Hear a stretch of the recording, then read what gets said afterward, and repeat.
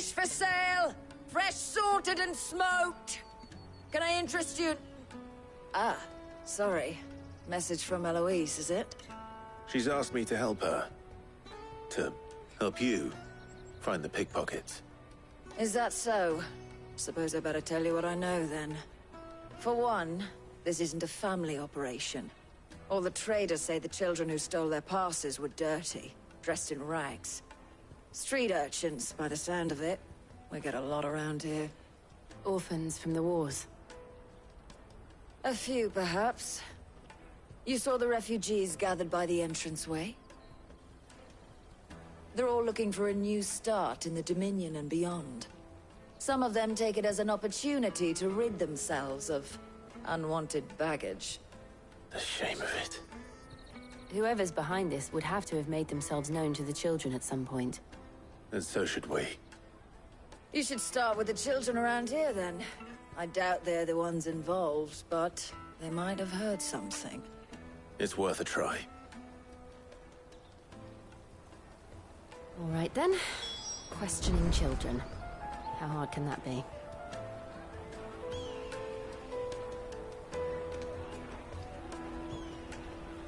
You should come with me to the Dominion. Life will be different there.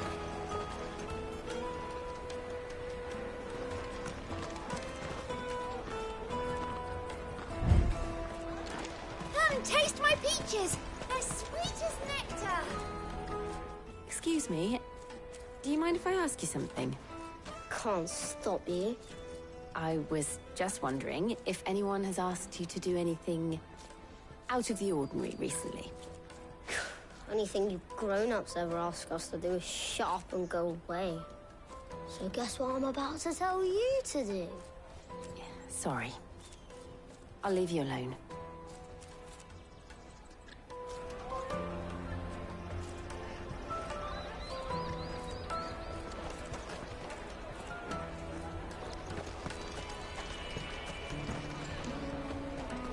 I'll take the large one. An excellent choice.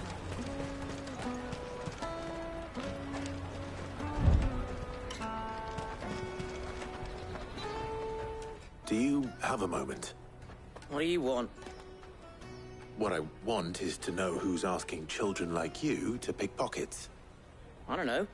Nobody's asked me. What's picking pockets? Do you get paid for it? No, you get in trouble for it. So if they come calling, you know what to tell them.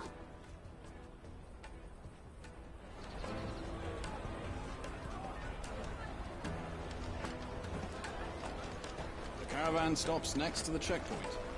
Show them your trader's pass. Jug of snake spit for the road? It'll keep you warm. Excuse me? What do you want? I don't have any money. It's all right. We're not going to hurt you. We just want to talk. What about?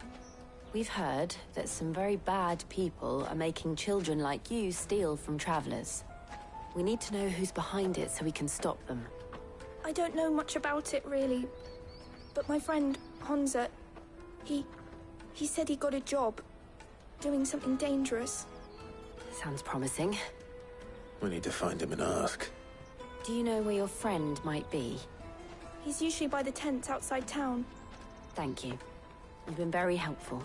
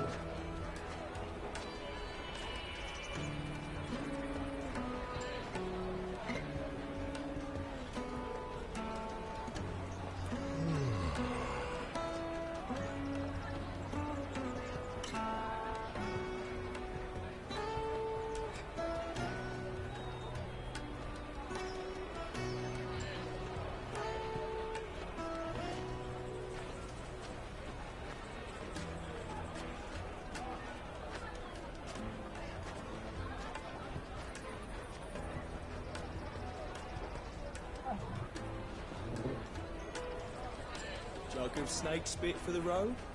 It'll keep you warm.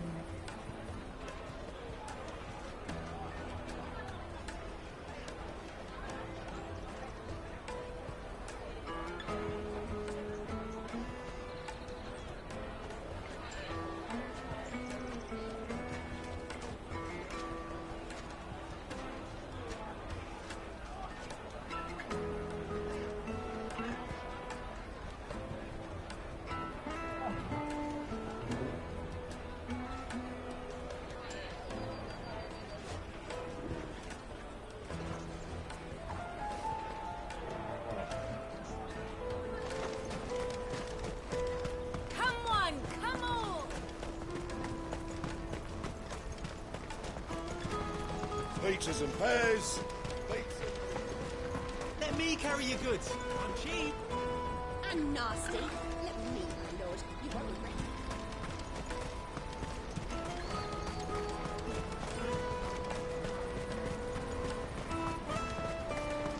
it. She must have meant the refugee camp.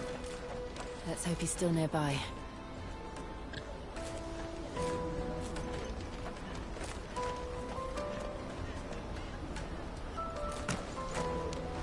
Daddy, I'm hungry. Yeah, and I'm broke. Enough of your whining.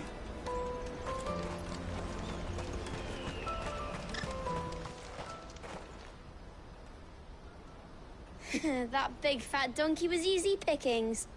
He wouldn't have noticed if we'd robbed his boots off him. Yeah. Wish we hadn't handed over the pass, though. Could use one of those things to get out of this dump. Chance would be a fine thing. The moment they found out, they'd string us up by our guts. Would they now? Perhaps you'd like to introduce us to these charming characters. Shit, we're in trouble now. What do we do? You two get caught if you want. I'm off. Hunter, where are you going? So that was Hunter, eh? Jill, you watch these two. I'm going after him. All right.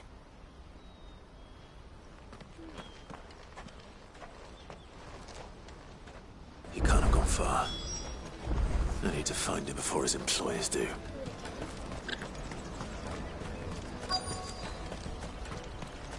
That's that then. Did you see a boy run past? He stole something from a friend of mine. There was a boy ran back there towards the chocobo pen, but... Thank you.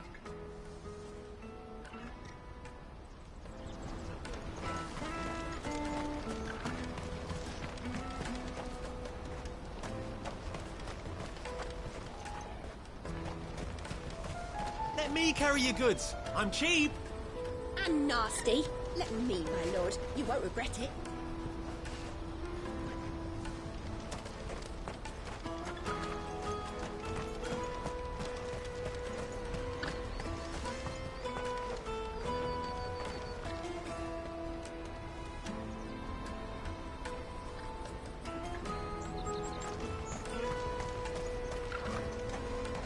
Out of my sight, wretch. I've no use for a brandy. You can't even fulfill.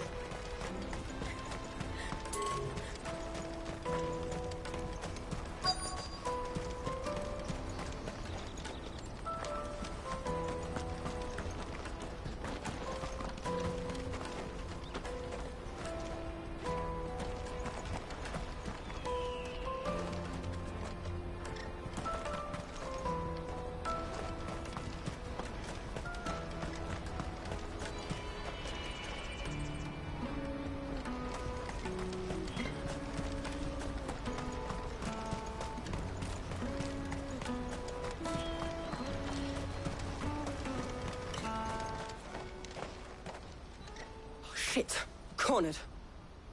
It's all right, Hunter. I'm not going to hurt you. I just want to ask you some questions. Fine. Not like I've got a choice. I'm looking for the people who are making you steal for them. Who are they? Called themselves the Carstones. They said they'd give me good gill if I did what they told me.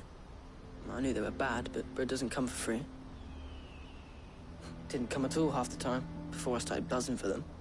You know, if I didn't do it, they'd just pick on someone else. Someone they could push around easier. Honza.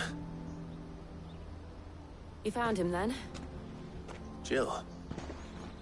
Where are the other two? Eloise is watching over them. She sent Goots and I to look for you. You're... him! I haven't got your pass anymore, if that's what you're after. I gave it to the Carstones. Whatever you do to me, I can't get it back. Not that I go against them anyway. If it weren't for their gil, me and my mates would have starved.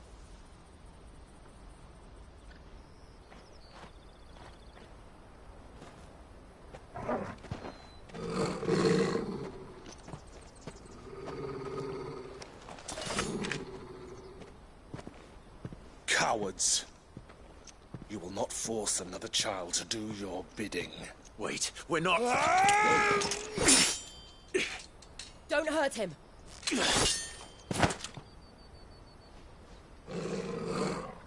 You're making a mistake. We're on the same side. Like hell we are. That brooch. Where did you get it? Master Theo. Goots.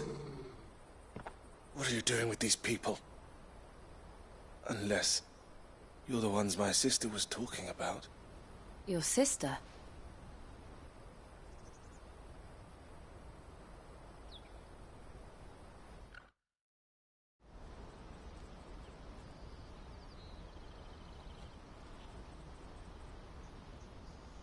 Eloise didn't tell us she had a brother. And why would she? I'm just a back and a blade. Theodore, at your service. Sorry about before. Theodore, what do you know of the cast stones? Vultures who have made Boklad their hunting ground. They prey on the desperate, stealing from those with gil and bullying those without it into joining their flock. I'd been looking into their activities in hope of sparing the refugees any further hardship. But it seems they've already stooped even lower than I'd feared. Honza's a good lad. Don't blame him for what they've made him do. If he and his friends hadn't agreed to work for the stones, some other poor souls would have. On pain of death, most likely. Clive, was it? And my sisters asked you to help put an end to the pickpocketing. Then we all want the same thing.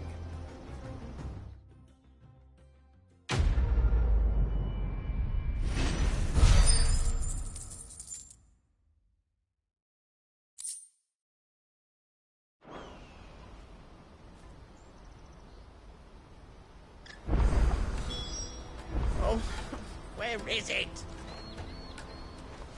So, what's the plan? What else? We find the cast stones, and we crush them. You get your trader's pass back, and I make Boklad a safe place again. All right then. All right then.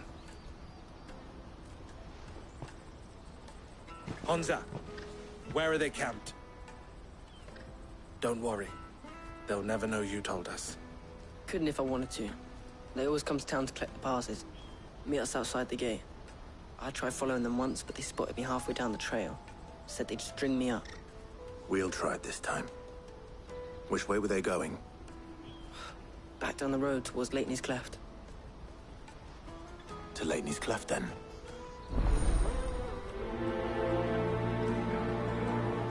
Leighton's Cleft is to the south, past the camp.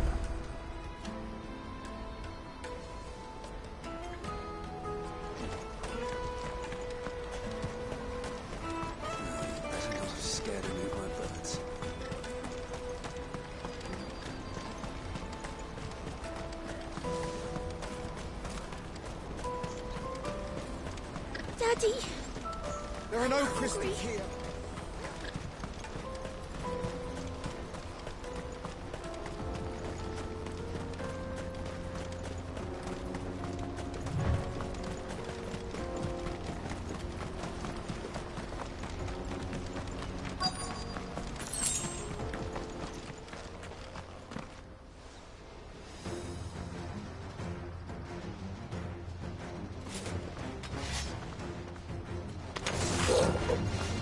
the one who's been sticking his nose in our business. You should have minded your...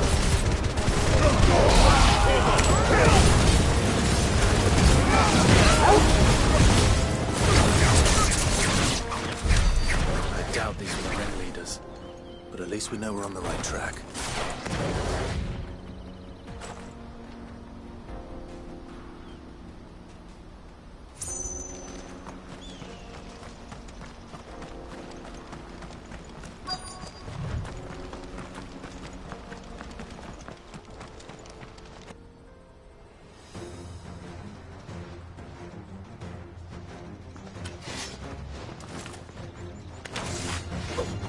We got company!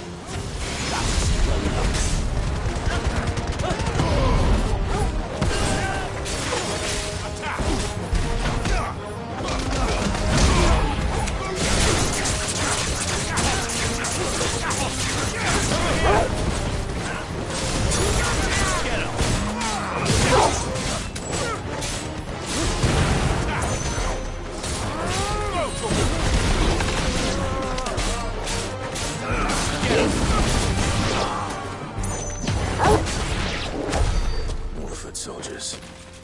Fewer now.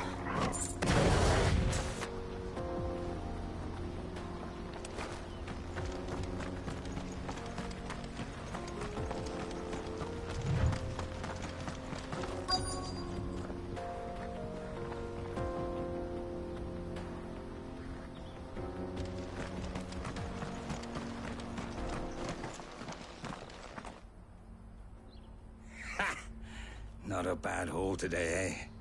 Aye. Some of our new recruits are natural-born ne'er-do-wells. Especially the little ones. That Hans has got nimble fingers, all right. It'll be a shame when they chop them off. But till then, let's make the most of it. Scum. The leaders of the cast stones, I take it. They don't deserve any mercy, Clive. I wasn't planning on showing them any. We're ready when you are, Theodore. Oh, I'm ready.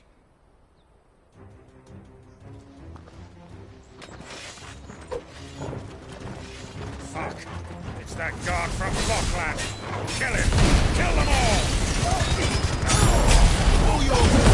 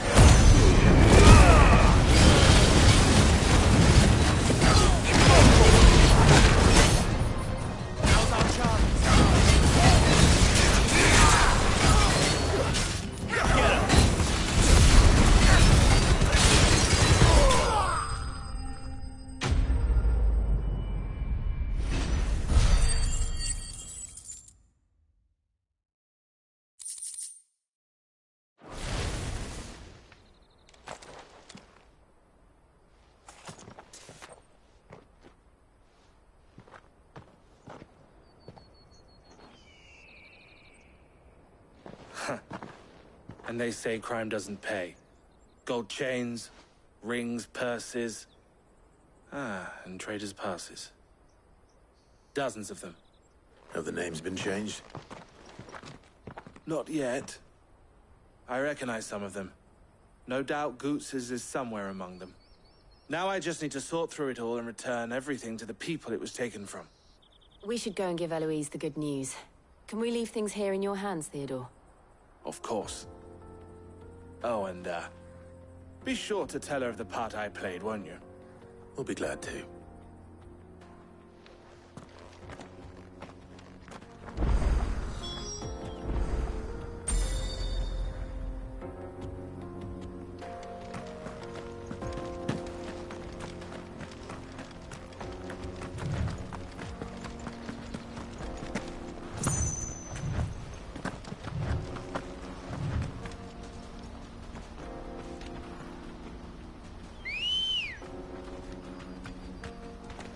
Come on. Faster!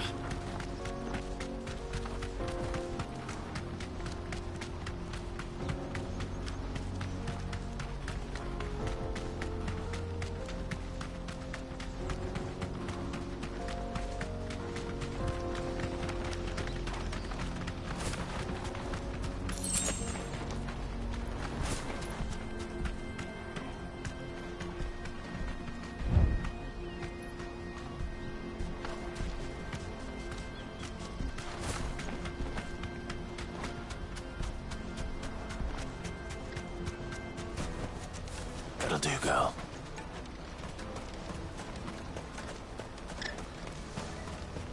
Daddy, I'm hungry. That's that then.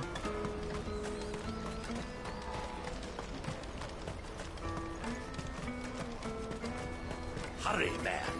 I must leave for the... Bloody cruising caravan, scooping up all the best customers. Leave some for the rest of us. Ah, Clive. How goes the hunt? My brother isn't getting in your way, I trust? Quite the opposite.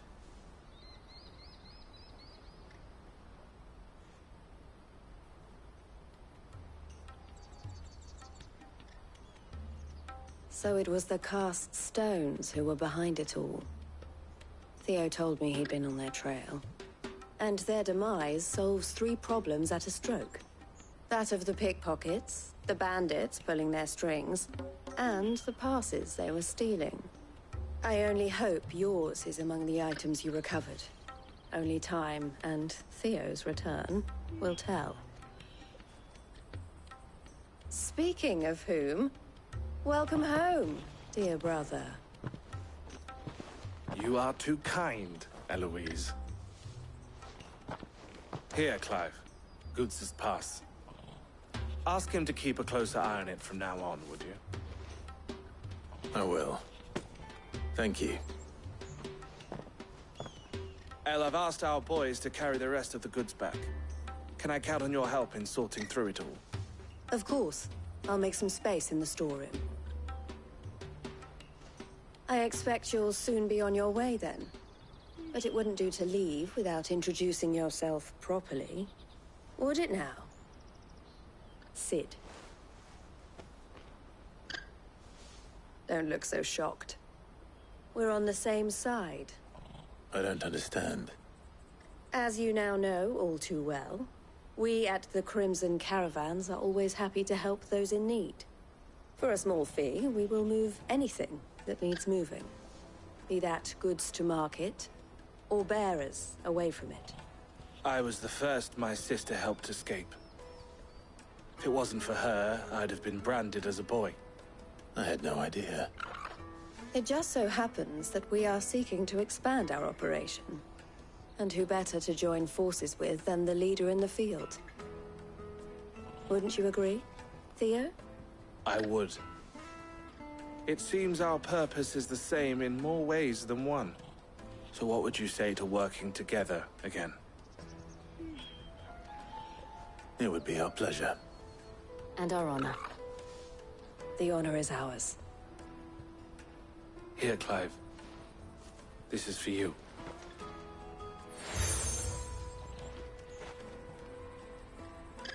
What is it? El has friends in high places, while I have associates in, lower ones. That mark is proof that you're a friend to us both.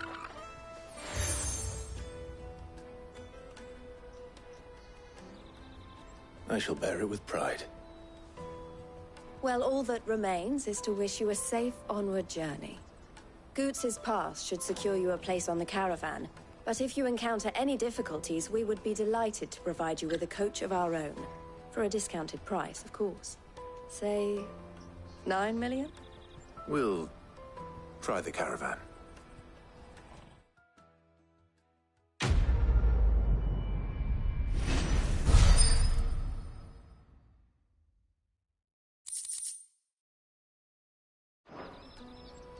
Right then. Let's get this back to Goots. And then it's on to the Dominion.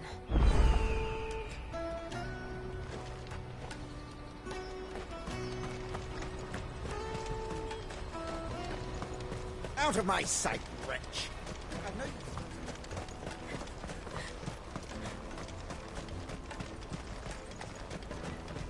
Come on, come on! Juicy pears! Slake your thirst without a crystal. What I really want to be is a relaxer. Here you are, Good. Try not to lose it again. Me pass! You found it! Oh, thank you so much. Nan would have killed me if I'd come back without it. I'll have to say thanks to Elle and Theo, too. So should you, Hansa. You and your friends don't have to steal anymore. If anyone threatens you again, you know who to turn to. We do. And we already have. Miss Elle's given us a job shifting the chocobo shit out the stables. It's hard work, and the pay isn't half what we got from the stones. But if we stick at it, we'll keep ourselves fit. You stick at it, then. And Goots, I'm sorry for stealing your pass. That's all right. I've got it back now. And all's well that ends well, eh? You said you're trained to be a blacksmith, right? Well, I'm gonna be your first customer. I'm gonna save up all my gil and get you to make me a massive sword. I'll do me best. Till then, eh?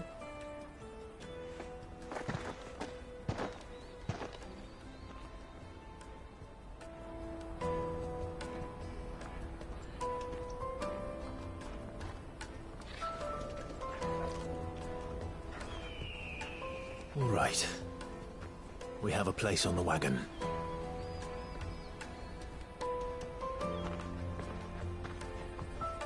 Remember, Goots, we're mercenaries. You hired us to protect you.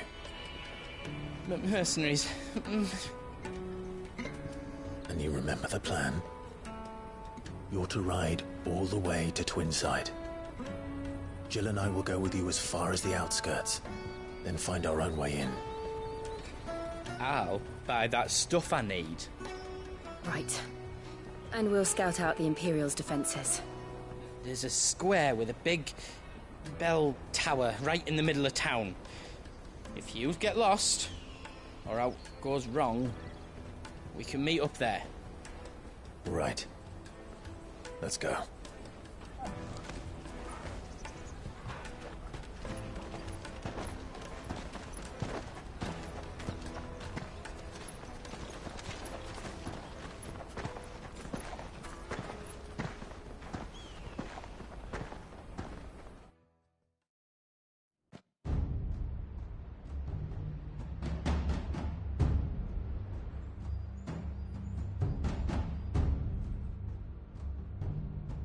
I see. And you're quite certain your father has no knowledge of Ultima? I am. I have no difficulty believing a sinister force has come to exert an influence on Sanbreque. But be that as it may, it is yet to claim my father. For better or worse, his radiance speaks his own mind. Then the fiend works from the shadows. I confess, when first you told me of this fiend, I had my doubts. And more than a few at that. A beast that labors to plunge Valisthea into turmoil, all in pursuit of your brother. But that wound is proof enough that evil is afoot. Then I have your answer, Your Highness. You will join me in my fight. I cannot. Not yet. Your Highness, please. As you are aware, the Dhalmekian army is at our gates. They have lost their mother crystal, and with it all hope of a negotiated withdrawal. It is but a matter of time before they invade. If Bahamut is not here to meet them, my people will be slaughtered. Though not by Hugo Kupka, thanks to Ultima's machinations. I know the fate of your people weighs heavy on your conscience, but if we do not put an end to Ultima's plans, they shall face a far darker fate. The chaos he would wreak would sweep all of Valisthea into the abyss. The lives of every man, woman, and child in the Twins are at stake. I believe what you say, Phoenix. But I have duties of my own, and I must discharge them. Come what may.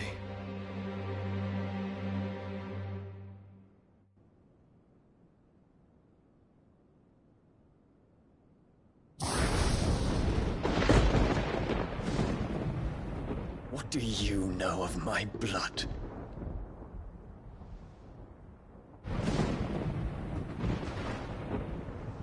I know that it is wholly unworthy of the highest offices of state, which rightly belong to those of purer breeding.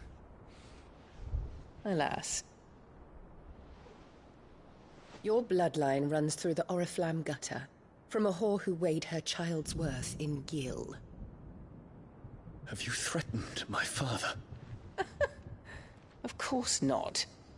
I merely whispered in his ear that his mongrel son is plotting a rebellion. What? Sylvester listens to the words of his astrologers. And they have ears too. You have been feeding them your lies! Should you remain loyal to Emperor Olivier, his radiance may yet crown your head with laurel, and not with tar. Fork-tongued witch!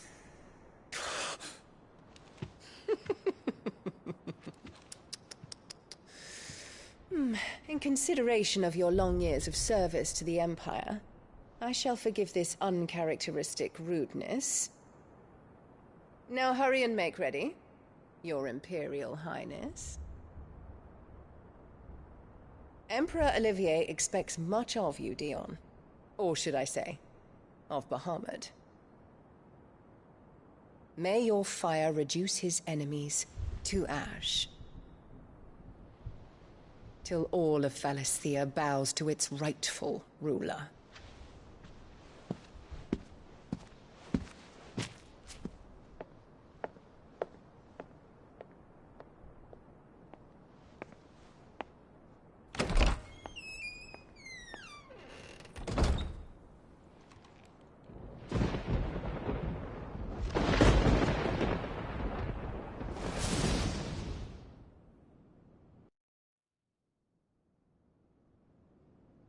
There is another darkness that has taken hold of Sanbreque. And until its grip is released, the flames of war shall spread ever wider, just as Ultima wishes. Forgive me. My family has caused you much grief. You are not her keeper, Phoenix.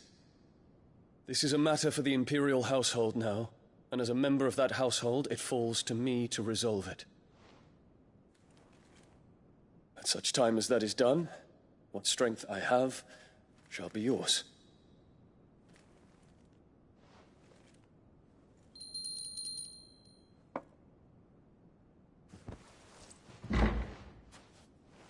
Thank you, Your Highness. Let us take to the skies together, and bring a new dawn to Valisthea. I should like nothing more.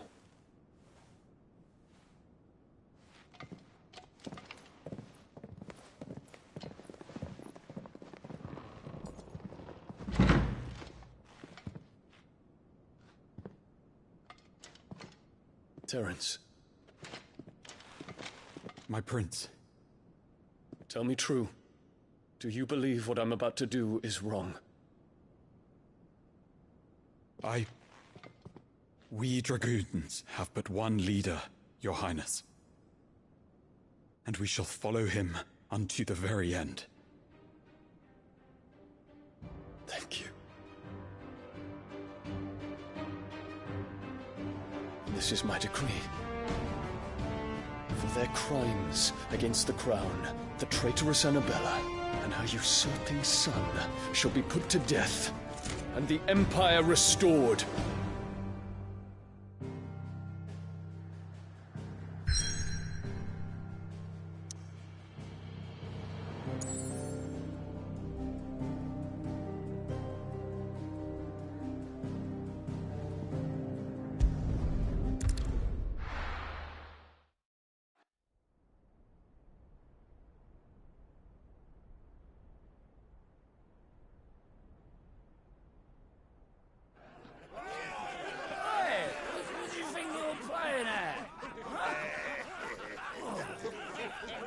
stop you getting eaten by a fucking wolf. That's what. Come on. One would never guess that these people stood on the brink of war. And they're afraid. They turn to drink to forget their fears. Anything you want to forget?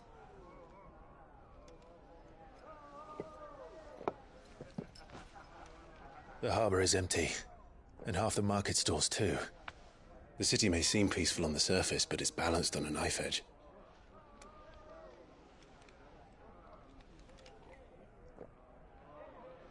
Were we to give it a nudge, it might be just the distraction we need to reach the Mother Crystal.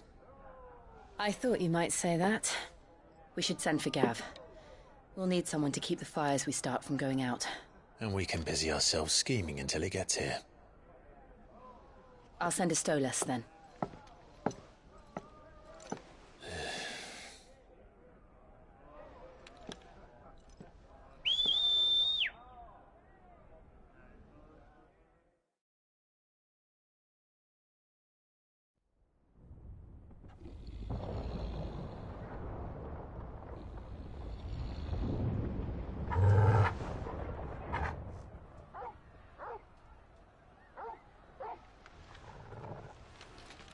What is it, boy?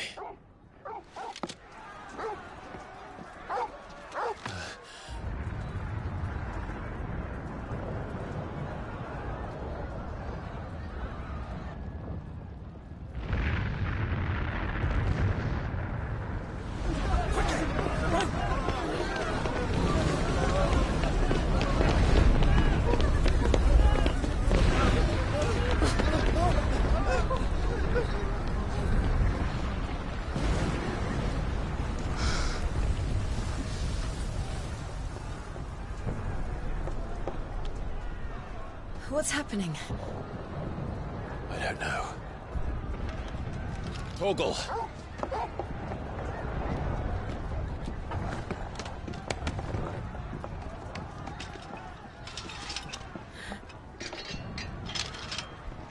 This way.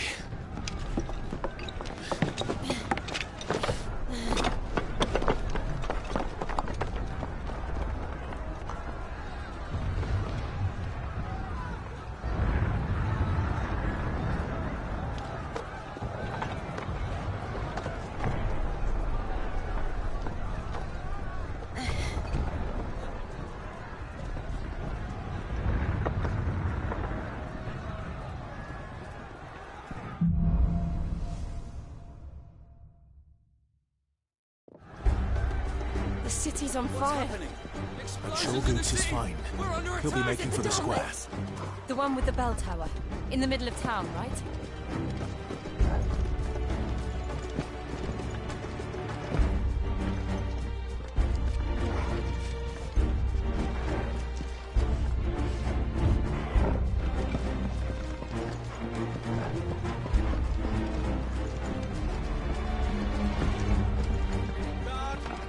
Sentry is to be slain on sight. But spare the citizenry. His Highness's orders were clear. Those were Imperial Dragoons.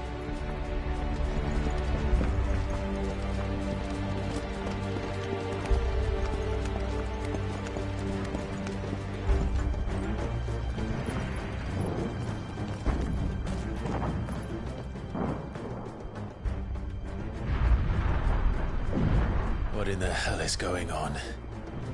Let's go and see. Right.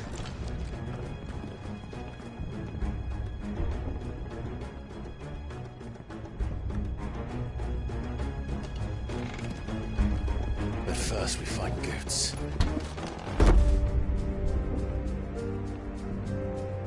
I just hope he's all right.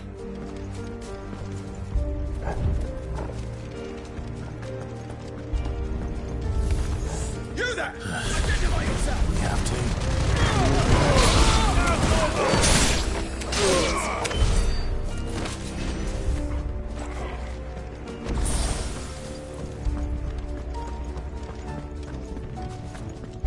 Around! Quickly! Cut them down!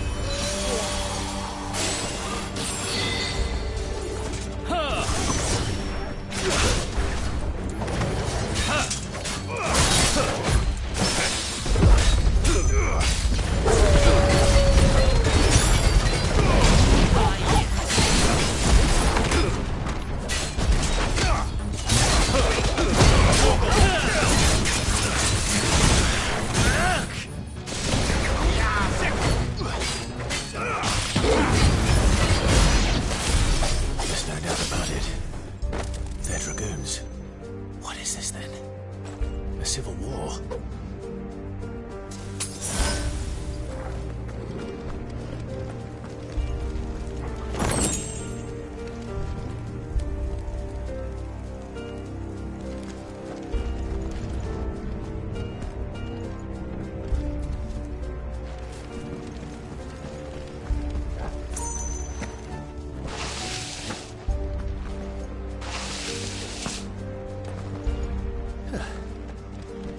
Thought I'd be glad to fall into a sewer.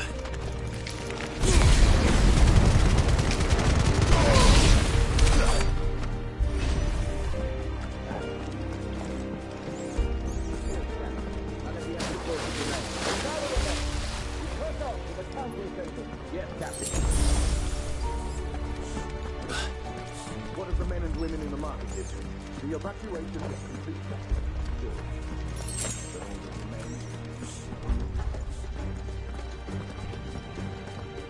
There it is.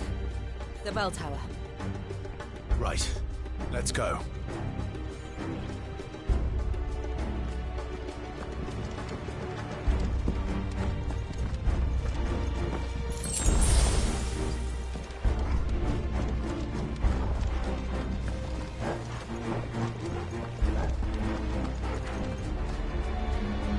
Ah, a goods lift.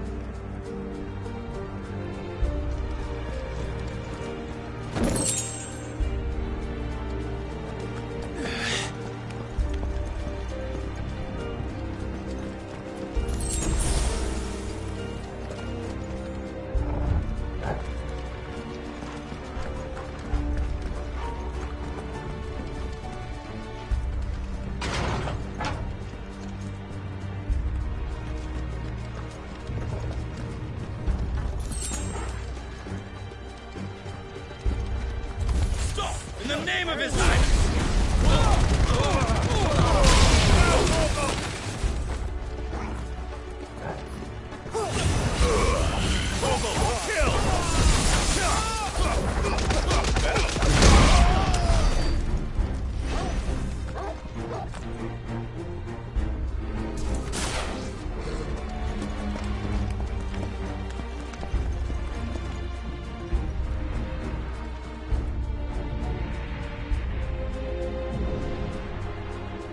Hold on, kids.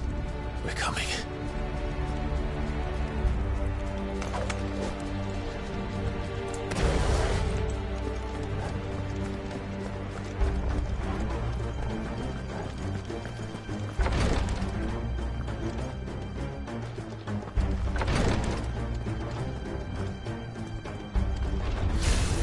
In the prince's name, none shall pass.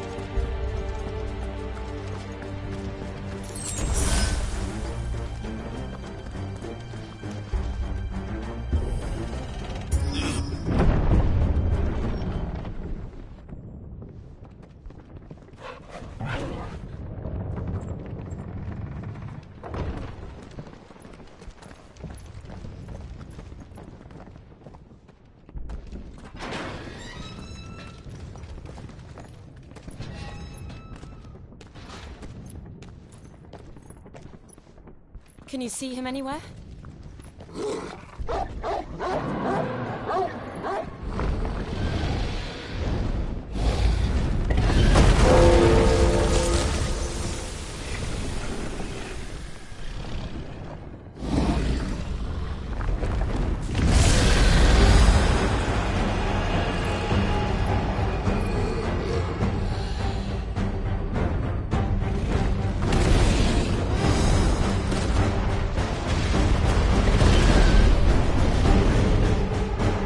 Must be one of the Dragoon's pets.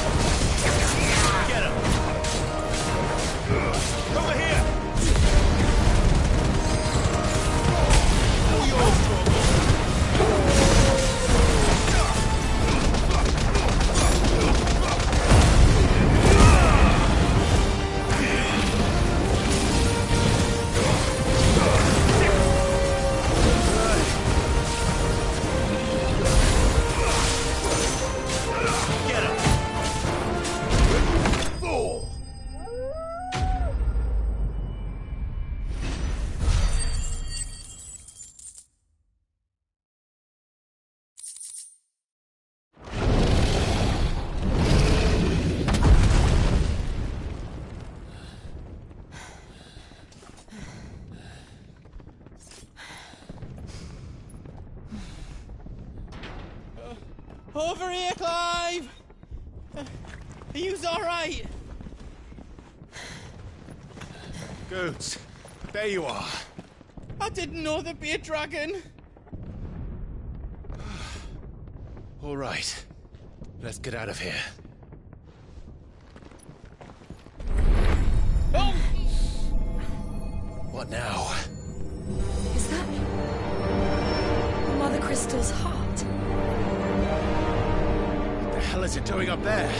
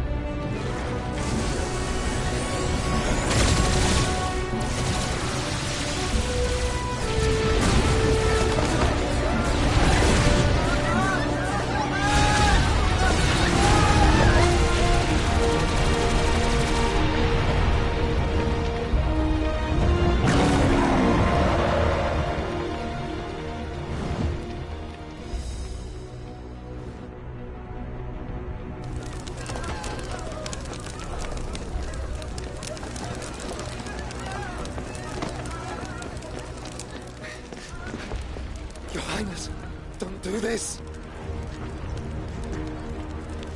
We must leave. Now, Your Grace. I beg of you. This is not what he wanted. Something's happened. Forgive me, Yod, but I must put a stop to this. Your Grace!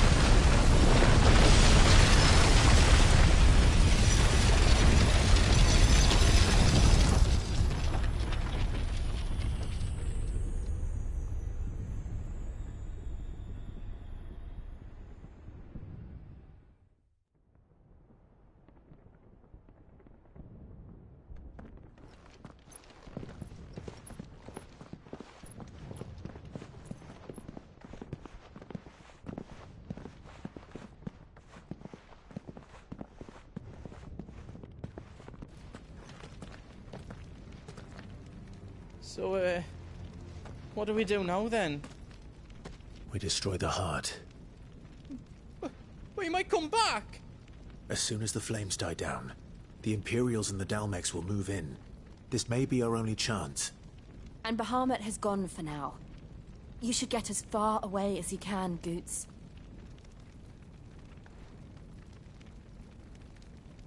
What? And leave you lot in the lurch?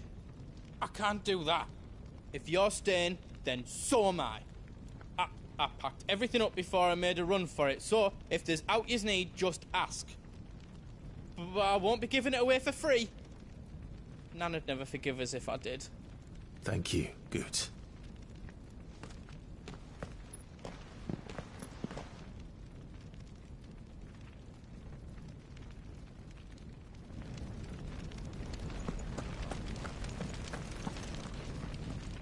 Drake's tail is right there, Clive.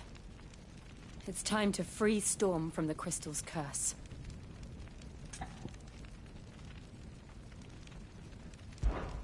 Oh, it's past time. But remember, Bahamut is still out there. And I dare say we'll be seeing him again before the night is done.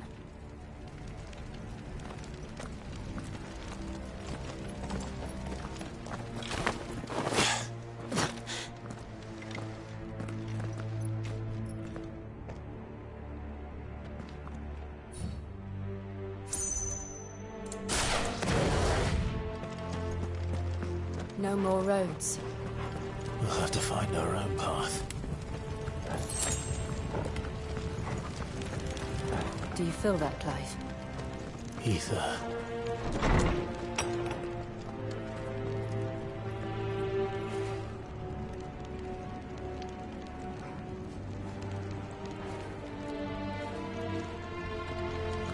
Just what we need. Another flood. Already turned.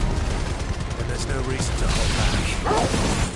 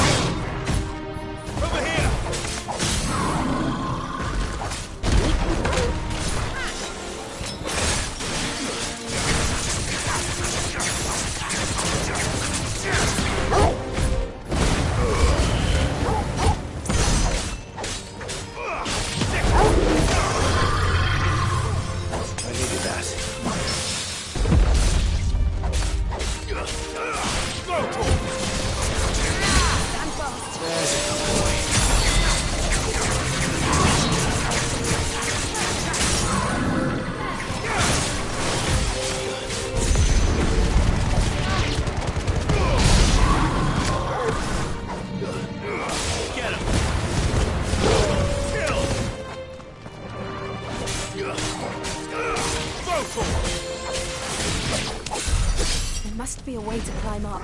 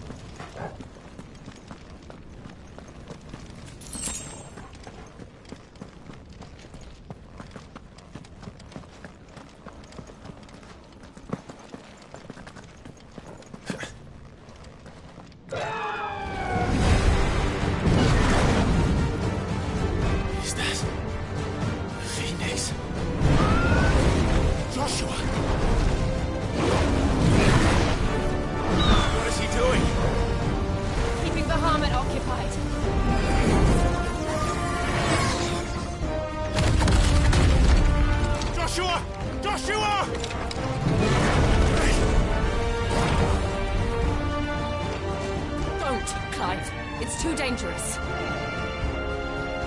Fuck. Hold on, Joshua. I'm coming!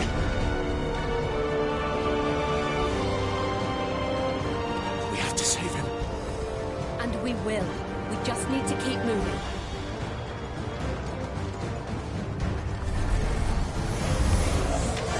Them again! Not now!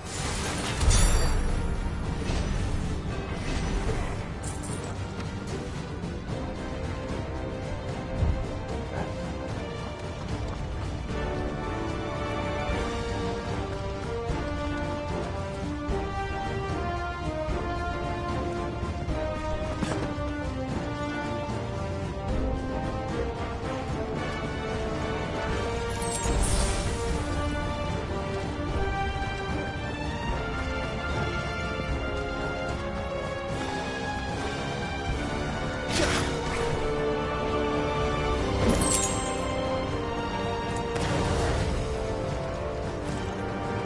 those the council chambers? How are they still standing? I don't know.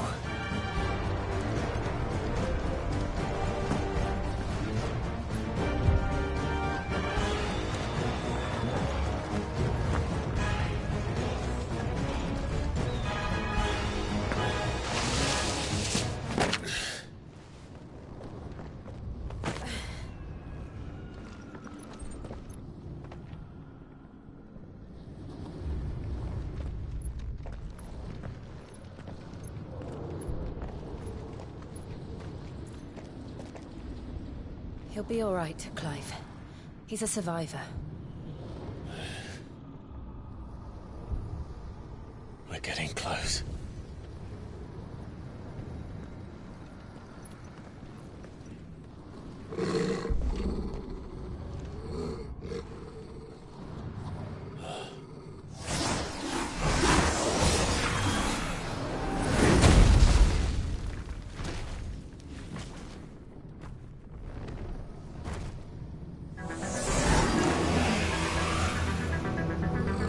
Like somebody doesn't want us getting any closer. I don't care what it wants. Neither do I.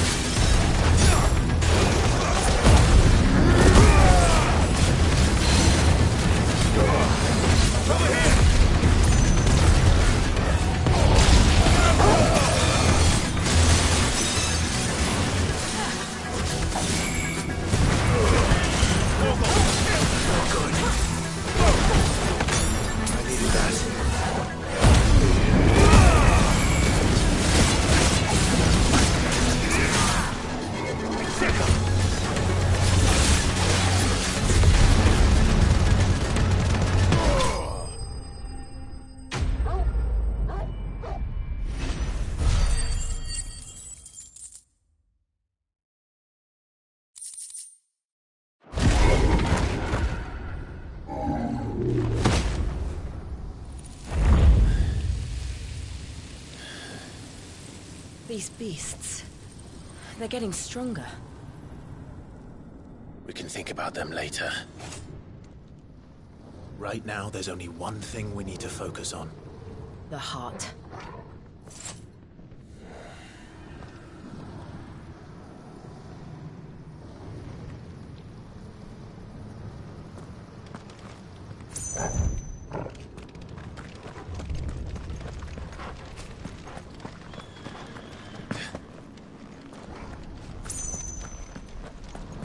We might be able to get up through the building. It's worth a try.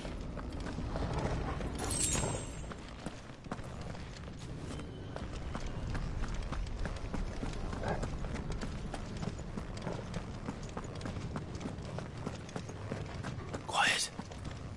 There's someone up there.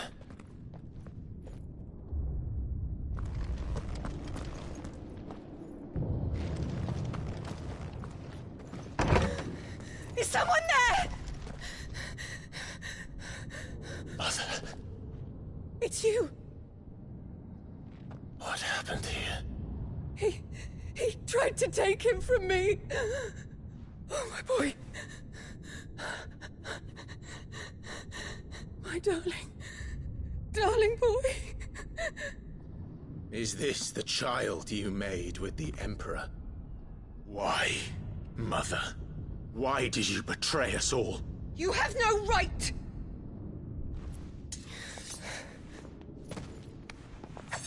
Answer him. We took you in, savage. Show some respect for those who raised you.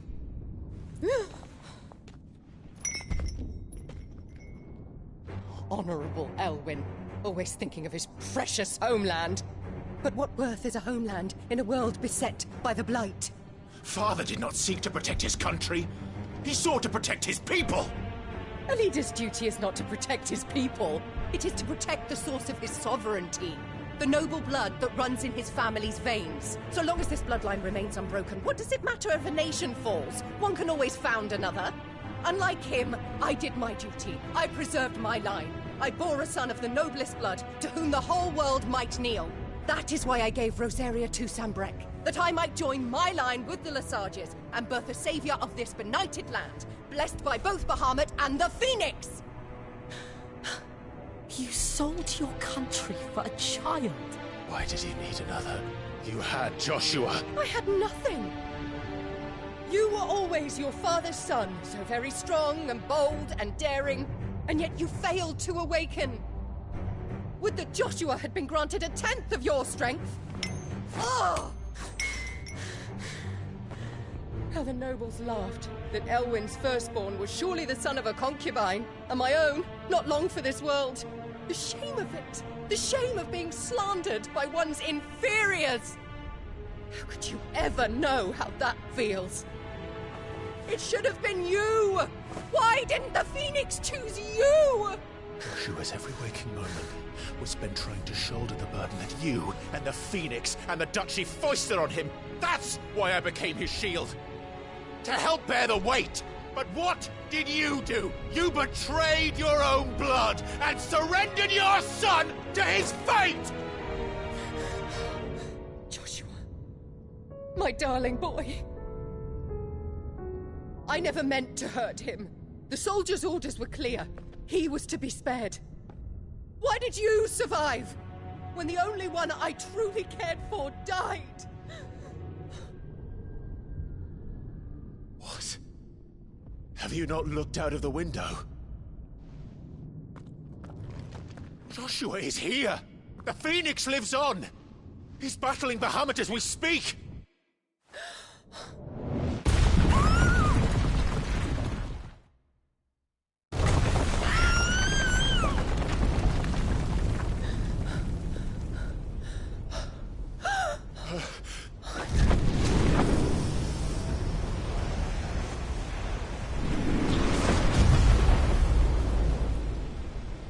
Joshua! Wake up!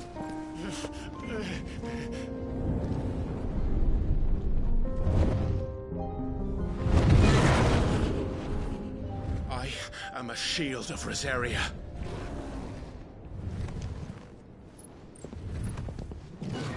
and I will do my duty.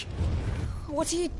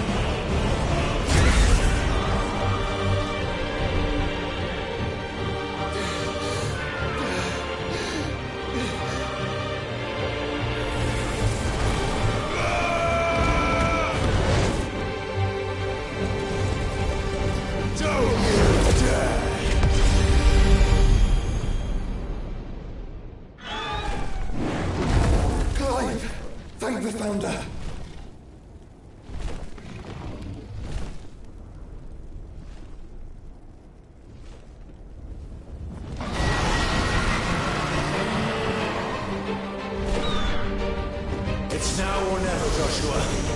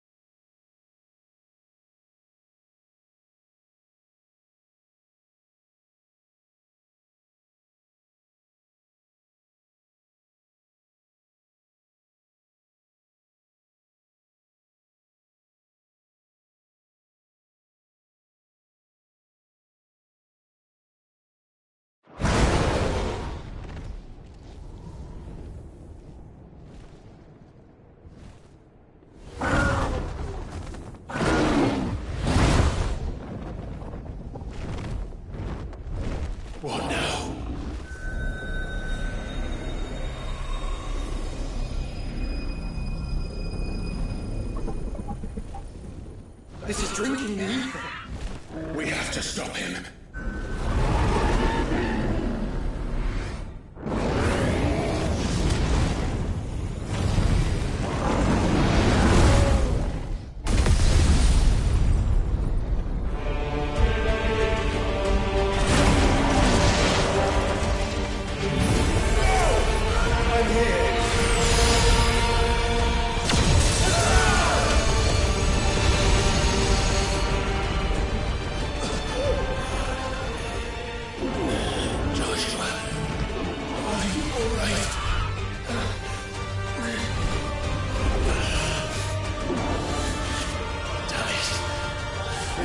Stronger than this. Come on, Ifrit.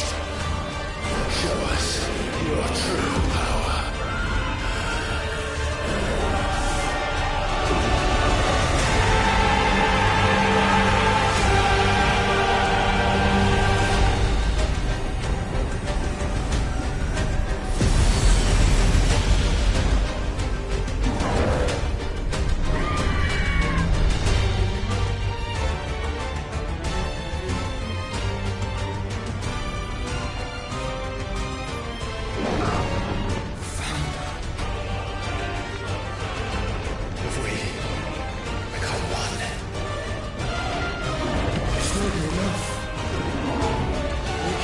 Clive? We can. And we will. Together.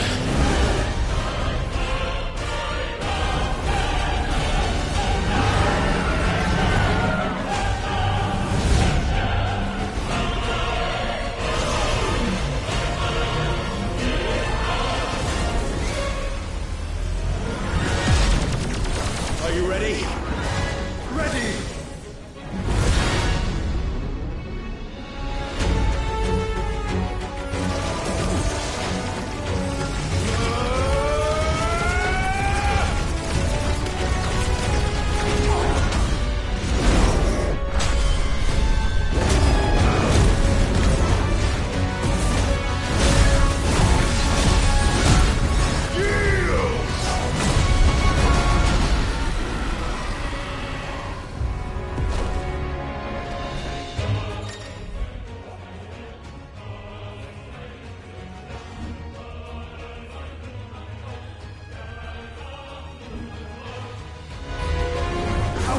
To match such power by trusting in our own.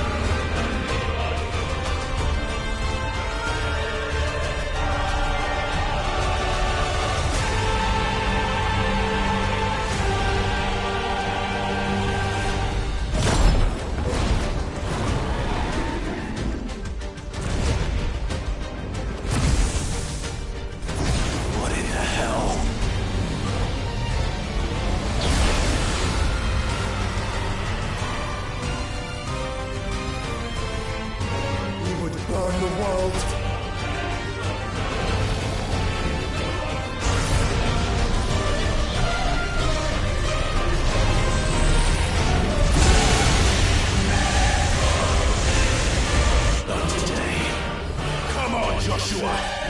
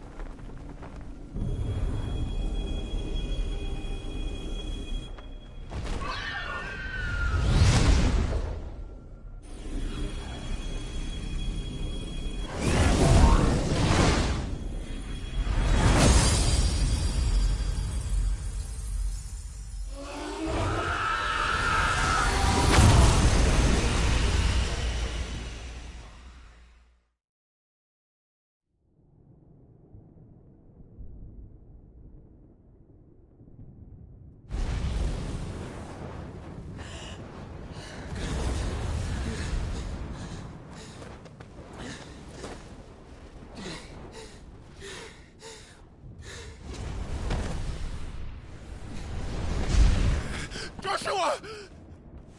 Clive!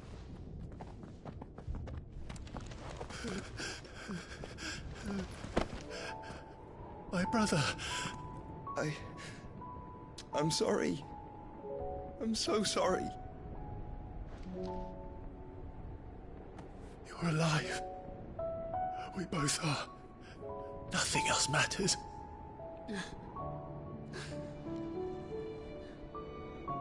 I never dared hope that I would see this day.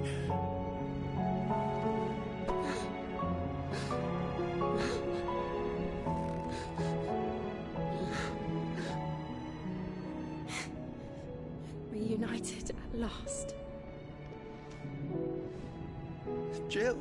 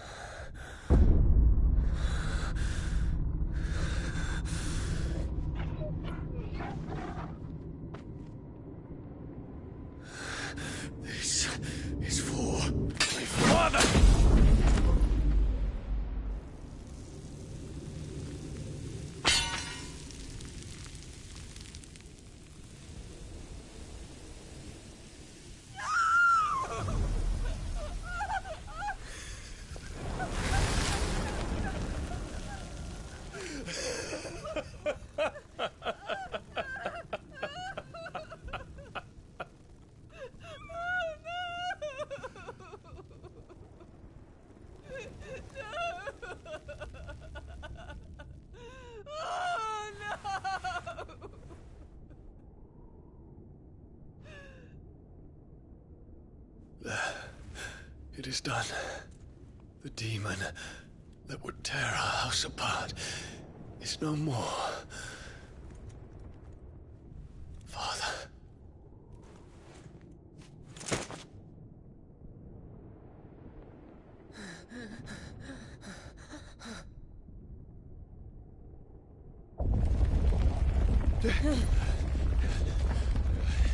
The Mother Crystal.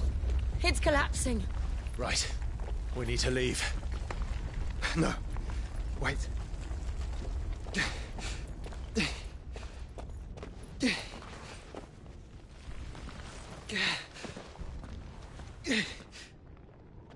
I owe him a debt. Fine.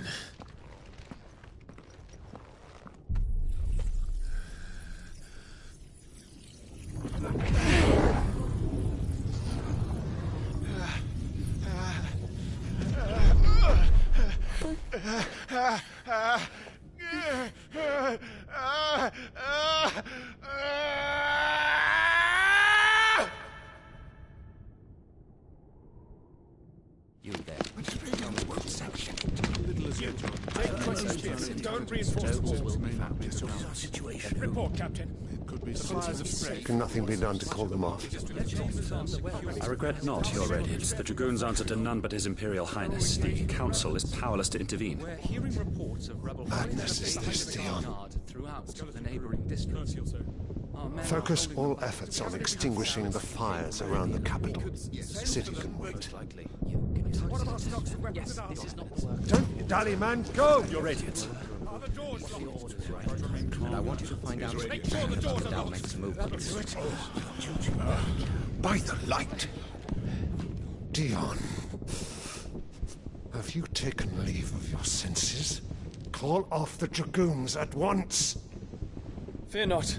The populace will come to no harm at their hands.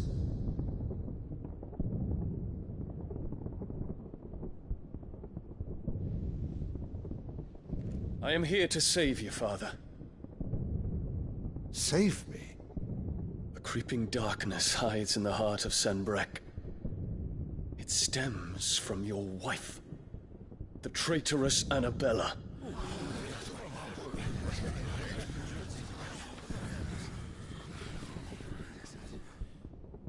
Not another word, Dion. Father, though you may not see it, the darkness has taken hold of you. It has made you forget yourself. But I bid you remember, there was a time when you ruled not with cruelty, but with compassion. Why now do you turn your back on your people? Why now do you seek to stoke the fires of war? You too have borne witness to this change, Your Eminences. And you know, as well as I, who is responsible for it. A puppet now sits upon the throne, but cut his strings, and the master loses the power! What? Dion, you bear steel before your emperor? Guards! Take him!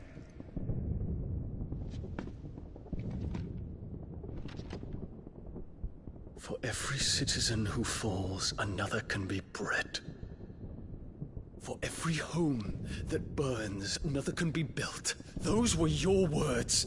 But when the last of your citizens has fallen, and all of their homes have been reduced to ash, what will become of your empire, of its rulers, of your god? As the Mother Crystals crumble one by one, and the Blight sweeps in to claim all that we hold dear, our people look to their Emperor for protection. Yet he labors not to secure their futures, but to seize what is left of the twins for himself! Even if it should come at the cost of everything his loyal citizens have labored to build! Dion, you must understand. A small price to pay, is it not? You've been blessed with great power, Dion. Enough to win me the world. So go, claim Valisthea for me, brother.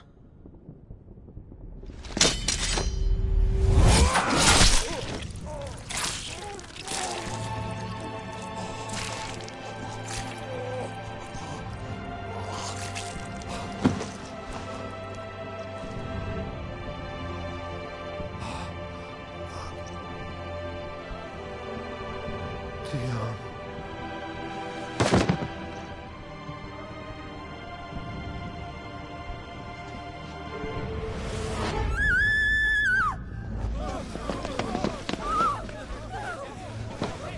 Gods!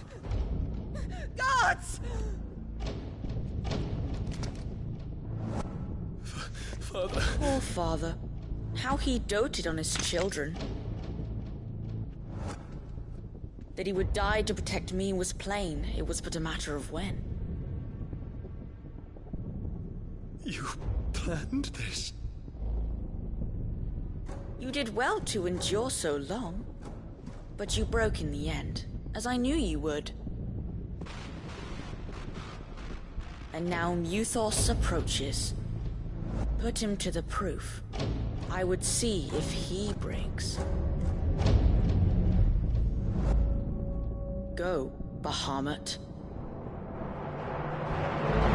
Kinslayer.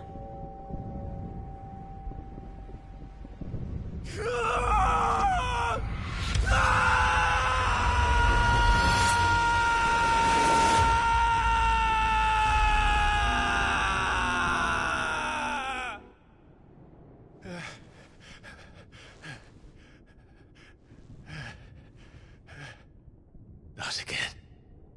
Brother? It's a long story.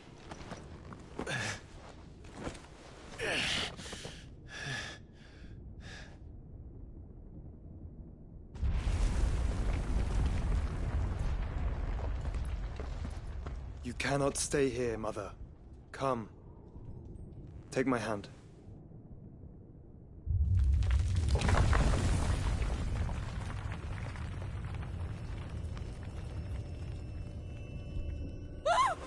Get away from me!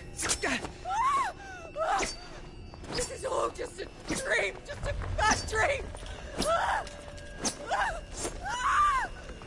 You will not take me, Shadow! You will not take me!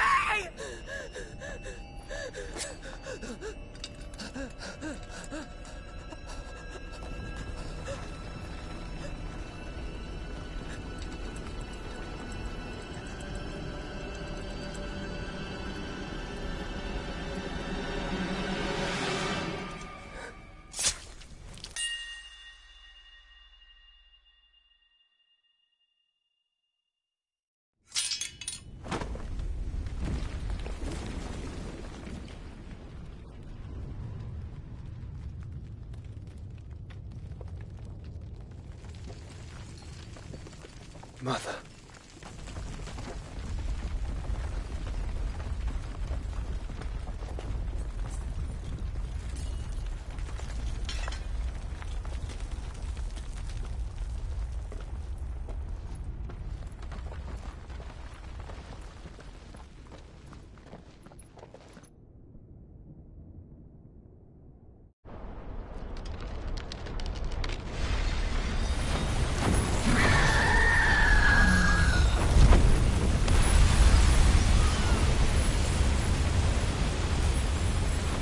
If it is consciousness that weaves your wills together,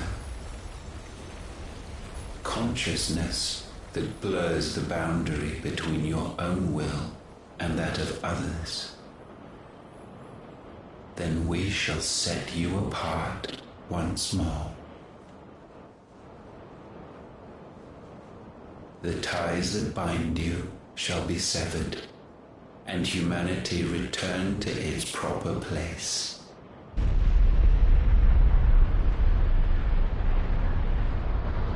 By primogenesis shall a new age of reason begin.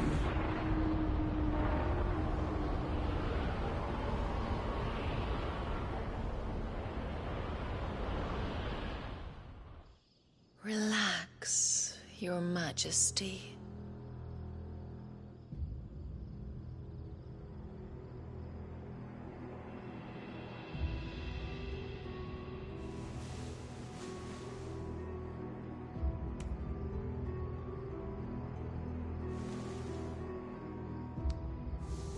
Don't you want to play? It's been a long time. If That is your wish. Men, you are as meek as all the others.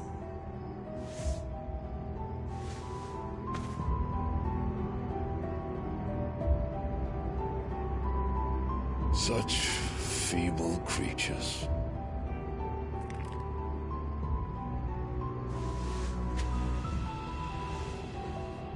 Gifted the power of Eikons, yet slaves to fickle emotions which usher you to your doom. And so you bind your fragile wills with strands of consciousness. The wretched handiwork of a wretched people. The Sons of Fire were united at last, and for but a moment, their flame burned bright.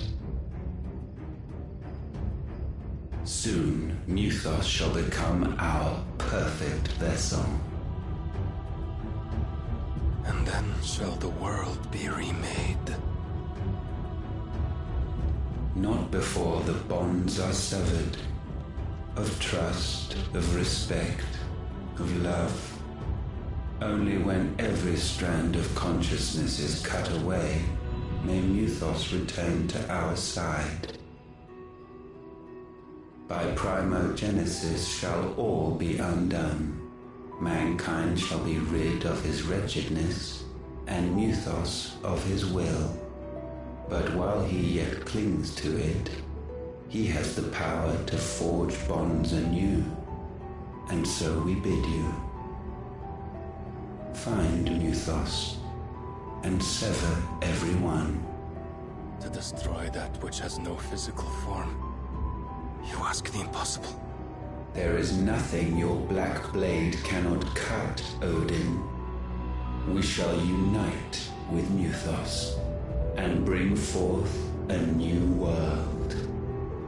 So long as our vessel remains unclaimed by humanity. It shall be done, Master. My will is yours.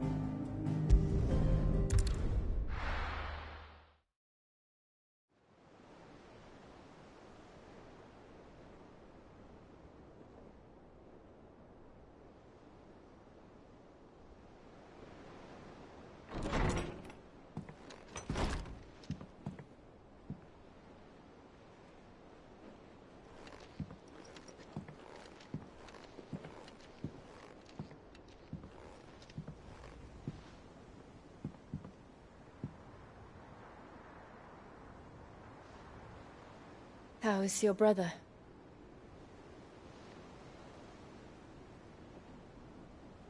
Asleep, since I returned from the Dominion. Taya says he should be back on his feet soon enough. For a while, at least. She discovered something on his chest. A swelling, circled in stone. The curse.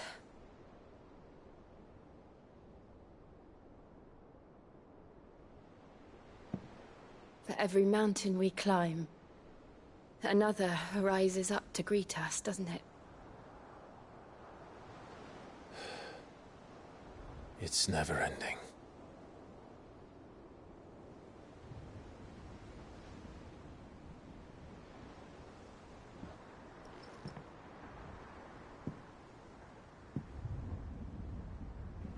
Even the sky seems to have grown tired of it all.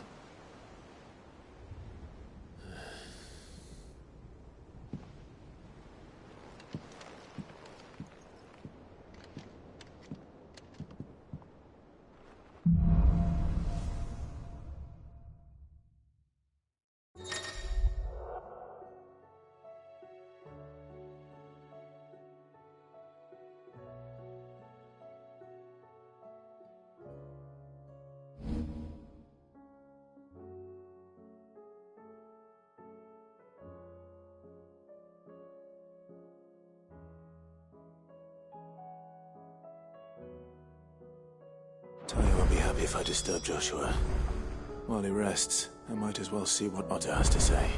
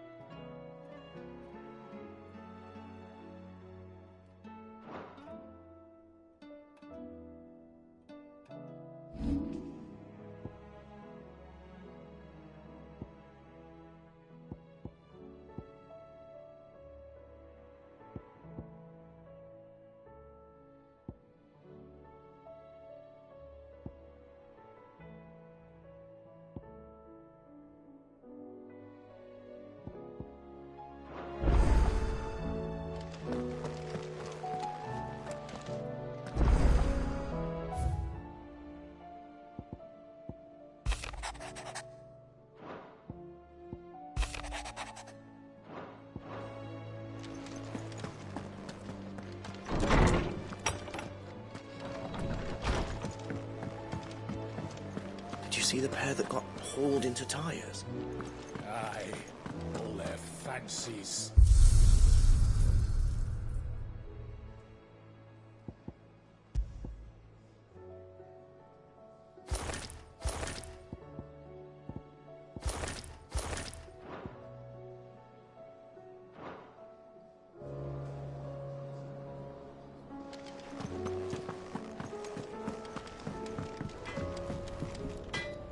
Trouble with your gear, or... You ever wonder where the hell Karen finds all these treasures of hers? That blade. I've never seen anything like it in all my years as a blacksmith. The edge on that thing. Fuck me. So, what'll it be?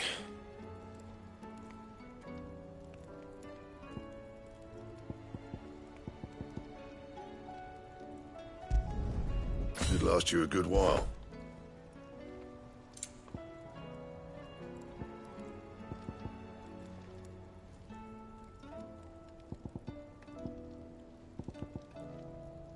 Bring me the materials, and I'll think about it. Yeah. So, what'll it be?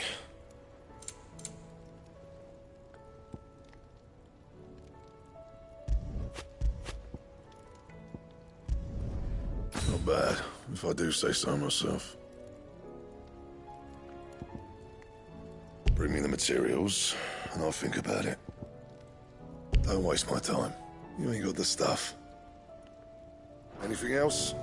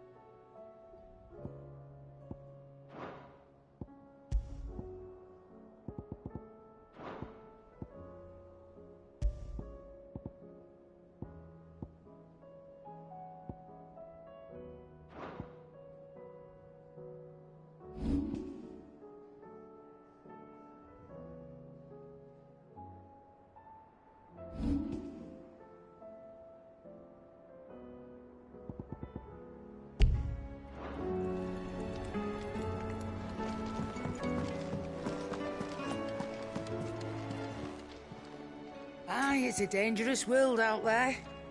Let's stock up.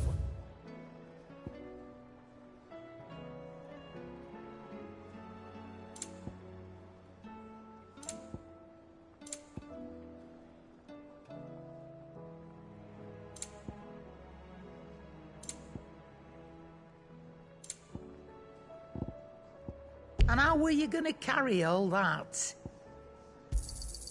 You're rubbing me blind, you know.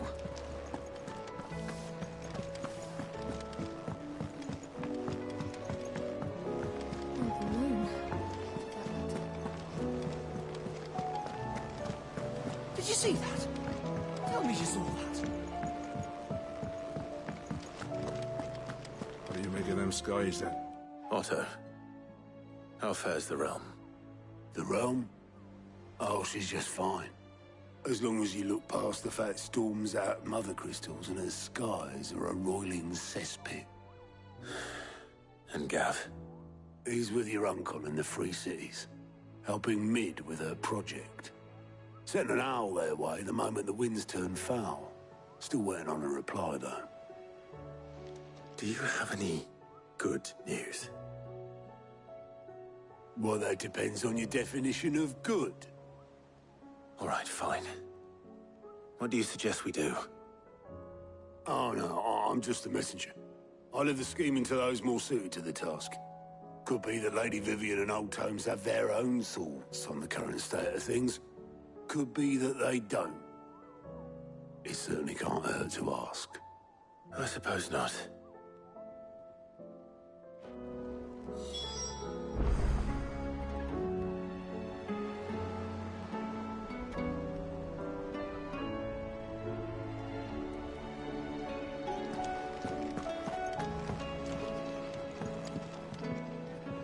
How is it that every one of your little excursions presages some inexplicable catastrophe?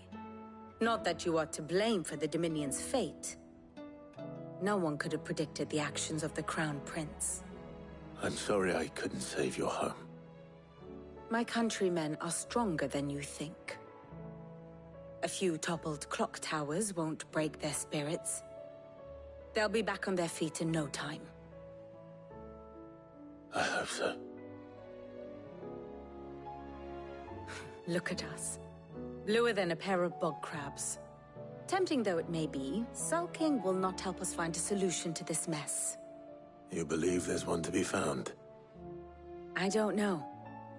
But I am certain we're more likely to find it if we first examine the facts.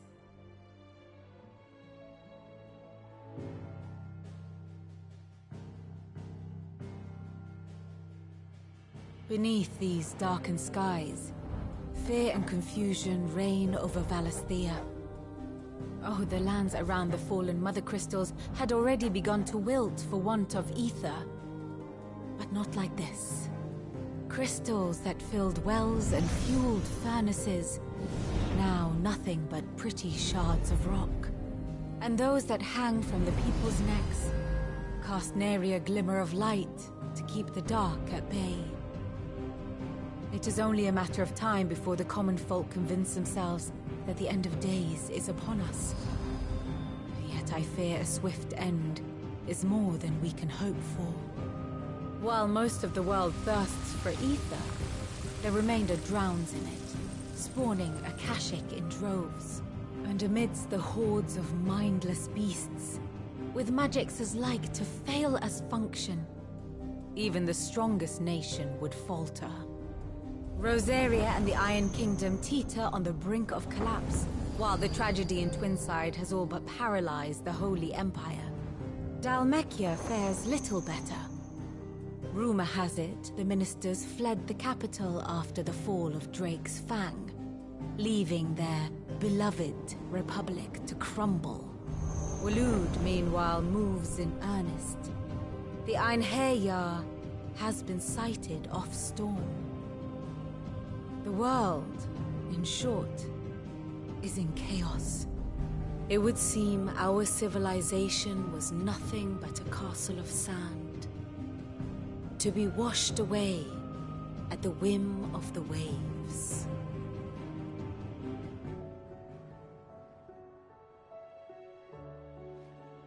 A castle of sand. Not my best flourish, but it seemed fitting. The reports I've received are considerably more blunt in their appraisal.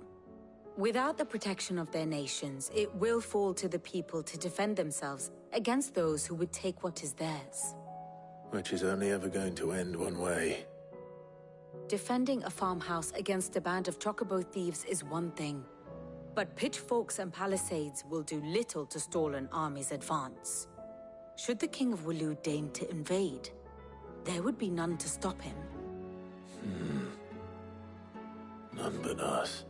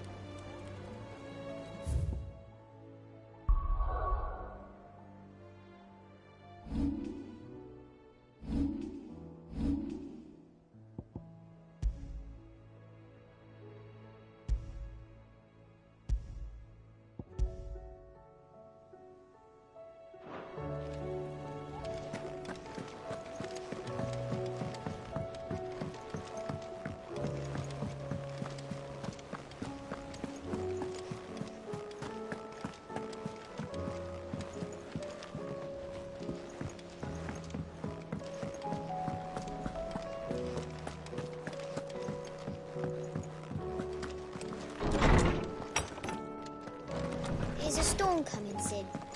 Will there be thunder? Let me guess. You're here about the skies. Is there anything you don't know, Lawsman? It doesn't take a court astrologer to augur the obvious. As for what has disturbed the heavens, that, I believe, is a question the Fallen might be better placed to answer than I. And on the 6th day did the gods tear the sun from the firmament, visiting darkness upon their prideful sons and daughters. But I dare say you remember your childhood lessons on the sins of Zemeckis only too well. You think they're connected? That Ultima was one of the gods responsible? Well, he has certainly exhibited powers that we mortals would associate with the divine. There is nothing divine about him. But he wouldn't be the first god of whom that could be said, now would he? Yet for all the fairy tales that tell of the sins, there is almost nothing in the way of actual historical accounts. Had I the Journal of Moss the Chronicler, I may have been able to tell you more, but alas, I fear all remaining copies have been lost to time. You will forgive me, I hope? Certainly not. Because there is nothing to forgive. Even without this journal, you've provided us ample wisdom. And we will always be grateful for it.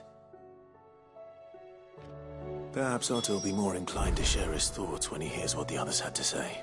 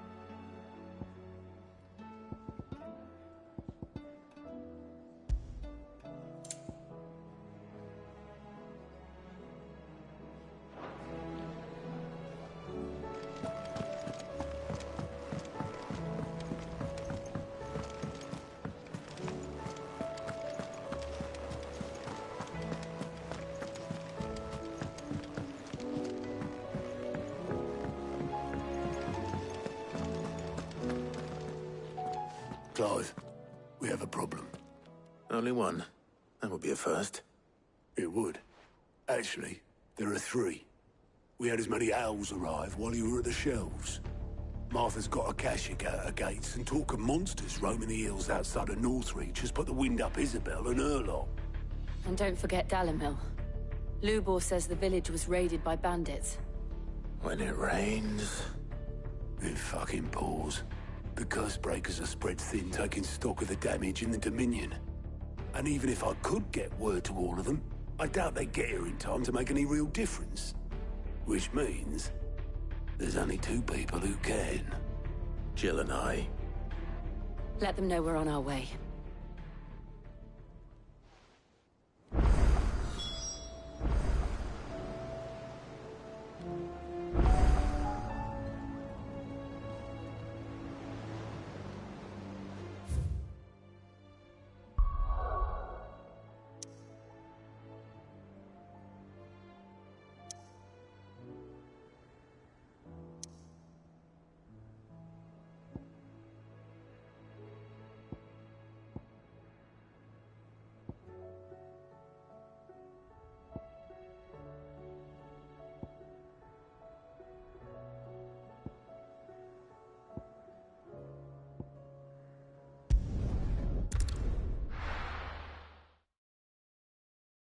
First we find Isabel.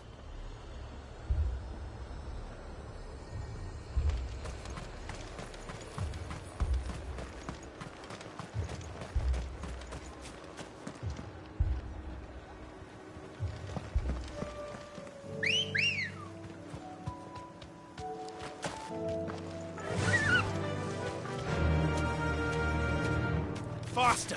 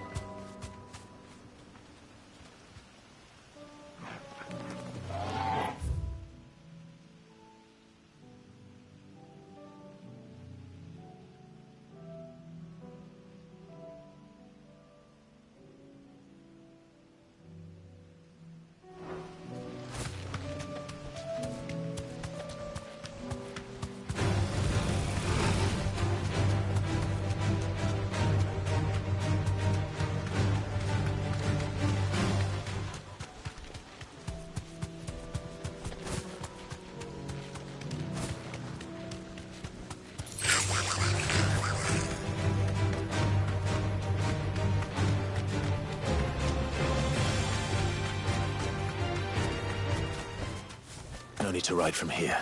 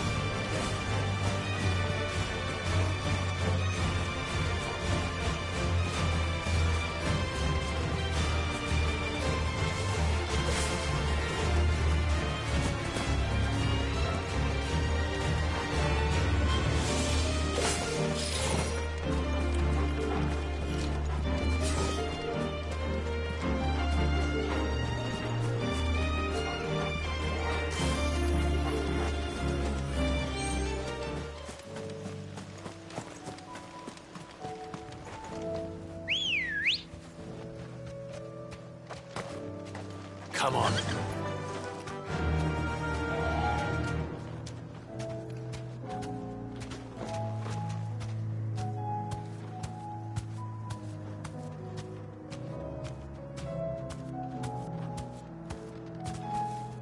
Fly, Ambrosia.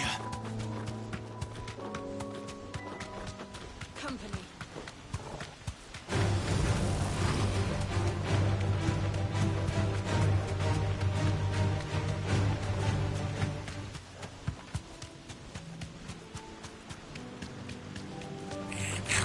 All right.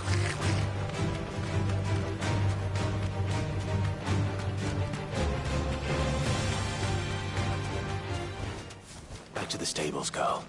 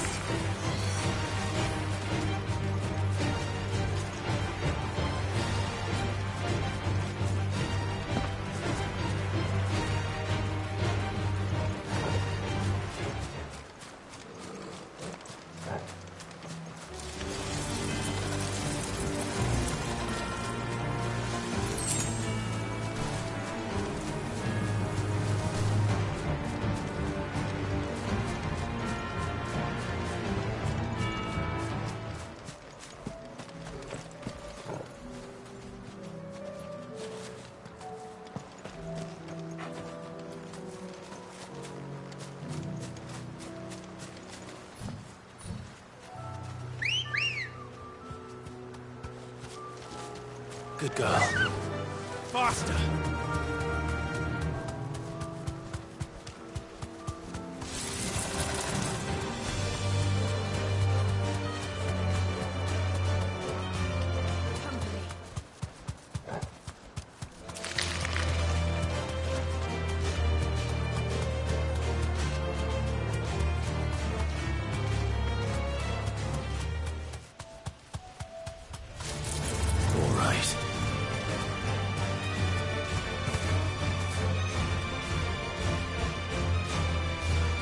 Deserve a rest.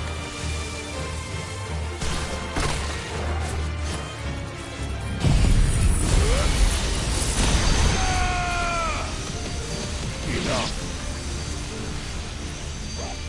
All yours, Torgal. Over here.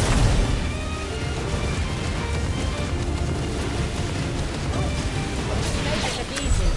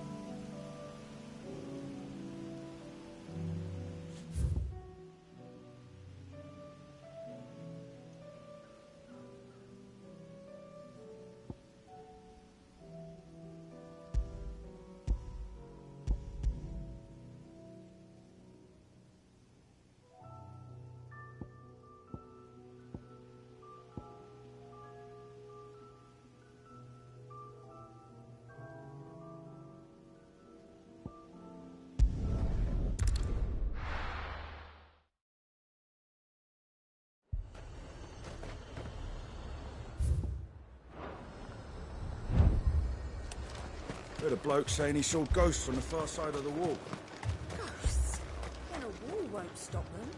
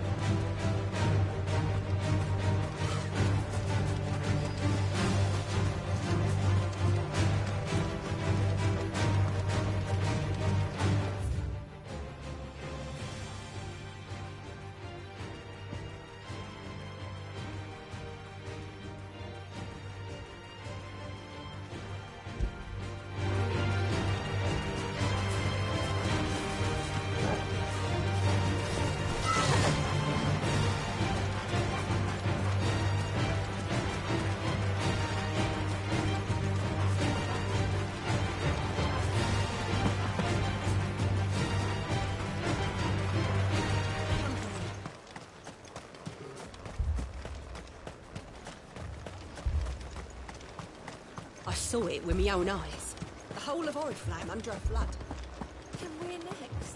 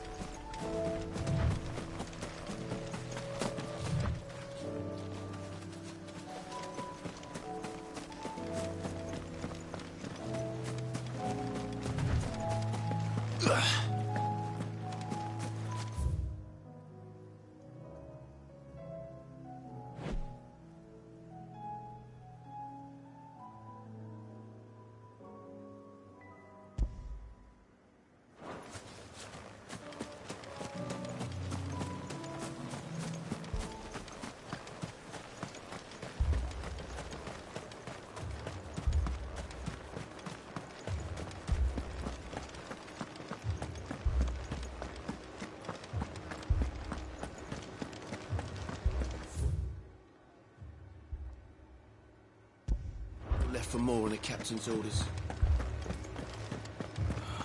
God, it's hopeless.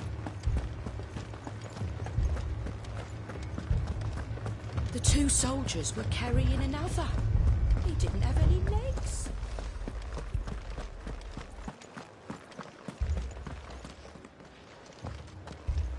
It was all they could do to escape. They just left the bodies there in the flood.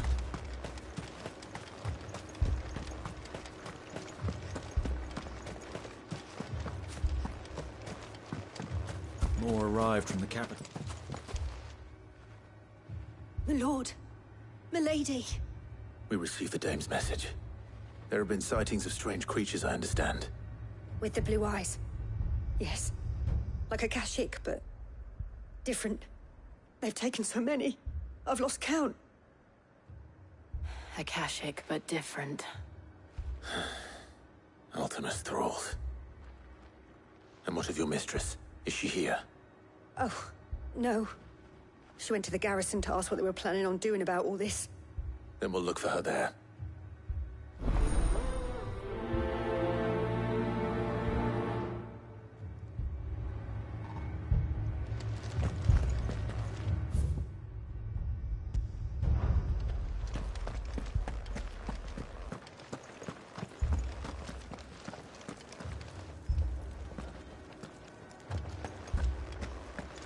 I can't do it. But you can.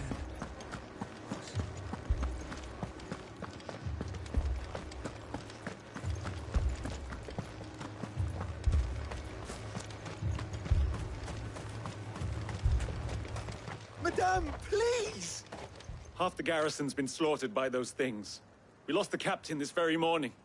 We've tried requesting reinforcements, but there's been no word from the capital or the Dominion in days! What more would you have us do? I would have you do your duty. Those at the Vale look to me for protection. And protect them I shall. Because they are my charges, and that is my duty. In case you have forgotten, the people of this town are your charges. But more than that, they are your people. Your sisters, your brothers, your lovers. So you have a choice. Lay down your sword and watch as they are slaughtered, or take it up and do what is right. She speaks the truth, you know. This here, it's all we have. It's all that's left. What we have left is our lives! Do you really want us to lose them as well? Not if we don't have to. Look, there's a cask under the captain's bunk. Let's talk about this over a drink, eh? I'm listening. I'll have a word with him.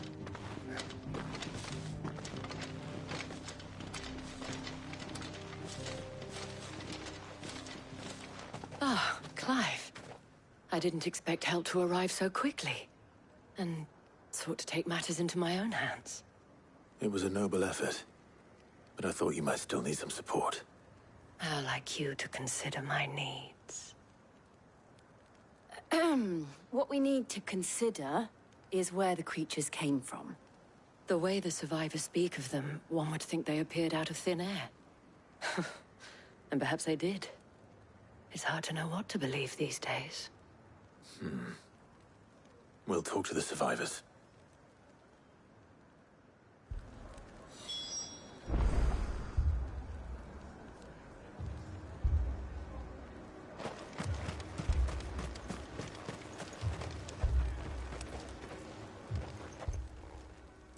You're a pikeman, yes?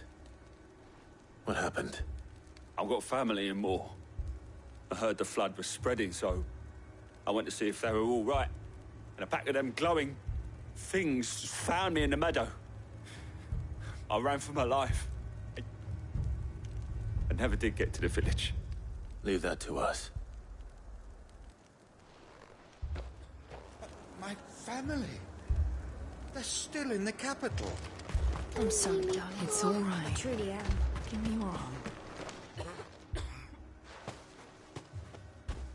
Did you see the creatures that attacked you? Creatures? Yeah, they came out of nowhere. They went for Joseph first, then me, and then they were just gone.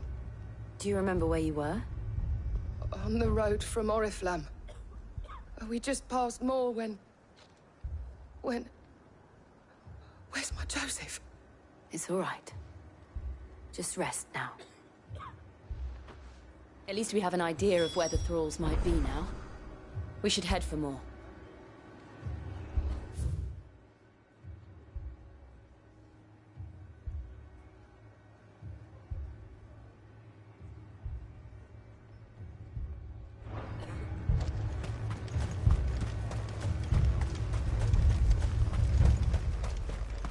I assume you have a plan?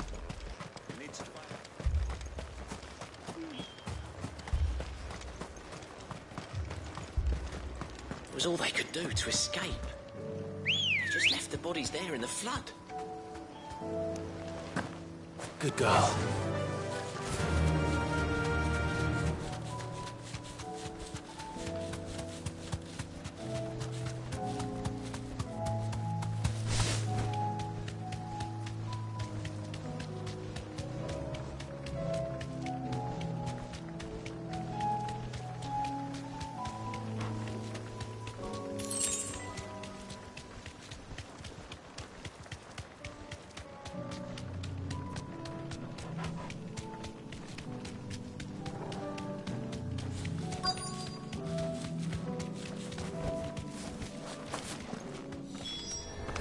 Clive, look! I see them. With me!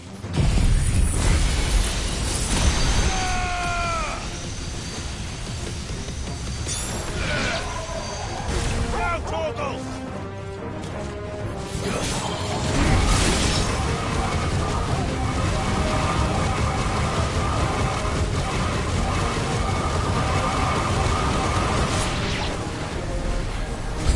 Should I prime? Save your strength. Torgal, kill!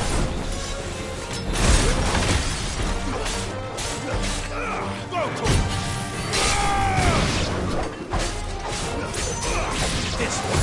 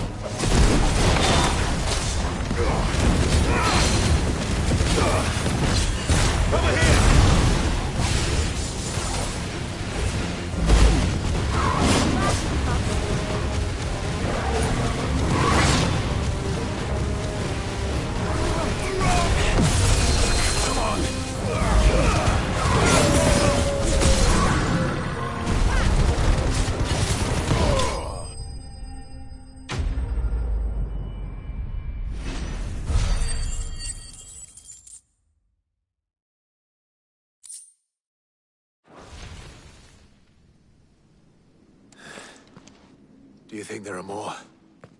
There are always more. But I'd say we've done what we can for the time being. Then we should let Isabel know.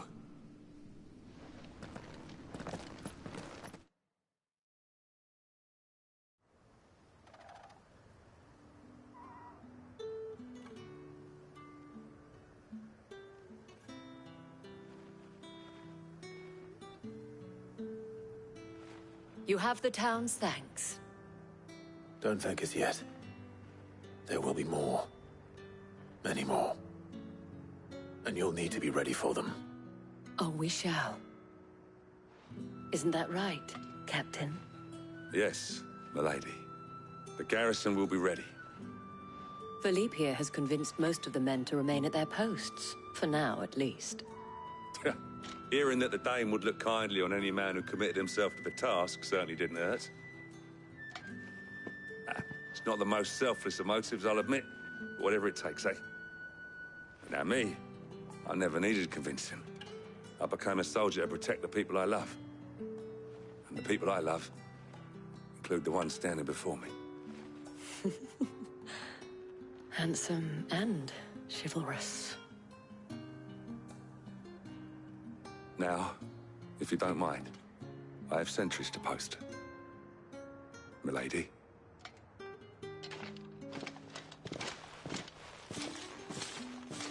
Lest you wonder, I'm not foolish enough to believe that this has solved all of my problems. But it has solved one, and that's one fewer than I had this morning. Thank you again, Clive.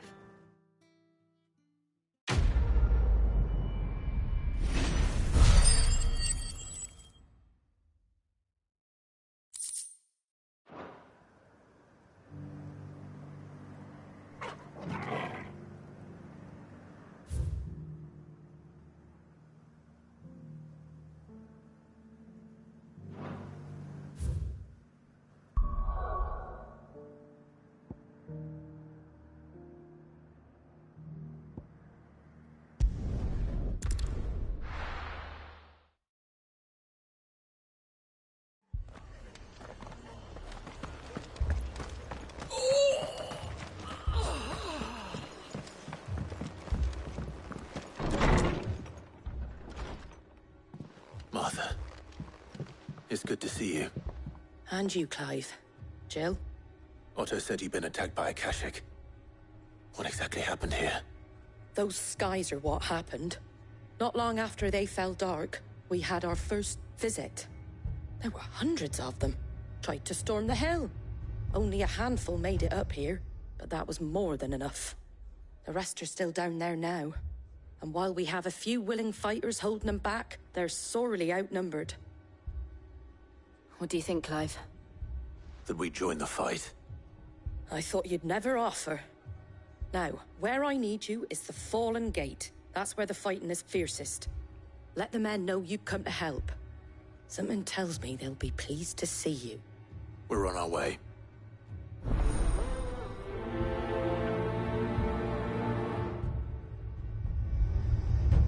Do you think there are as many as Martha says?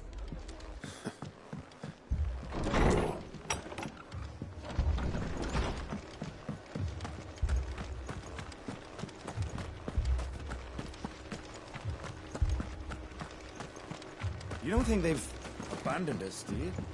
Them not. Not a chance.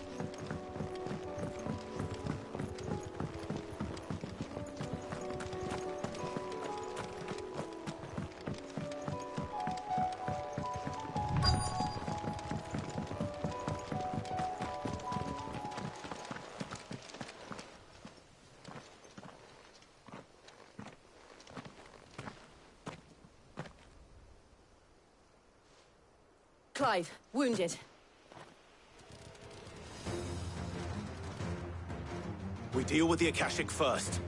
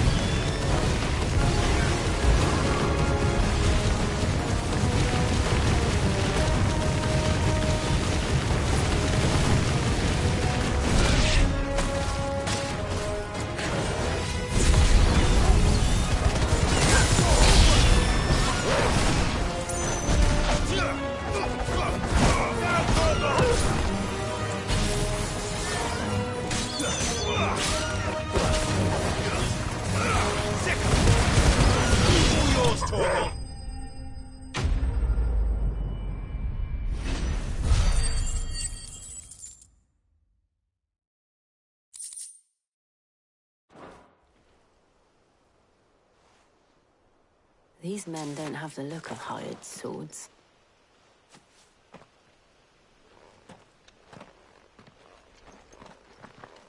If you've come to rob this place... You are mistaken, my Lord Rosfield. We're here by Madame Martha's leave. How do you know my name? Forgive me, my lord. There wasn't time for introductions. We're with the Guardians of the Flame. Wade's men? But how did you come to be here? Where is your commander? Sir Wade left earlier with a scouting party to find out where the Akashic were coming from. Did he? Take your wounded back to the inn. Martha will see you're looked after. We'll join you anon.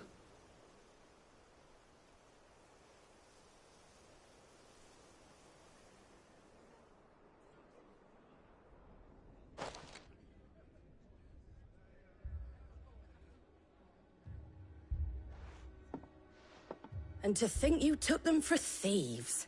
A fine reward for holding off the horde, that is. When did Wade and his men arrive? Not long after Rosalith fell. The Guardians asked me to shelter some of them that had lost their homes.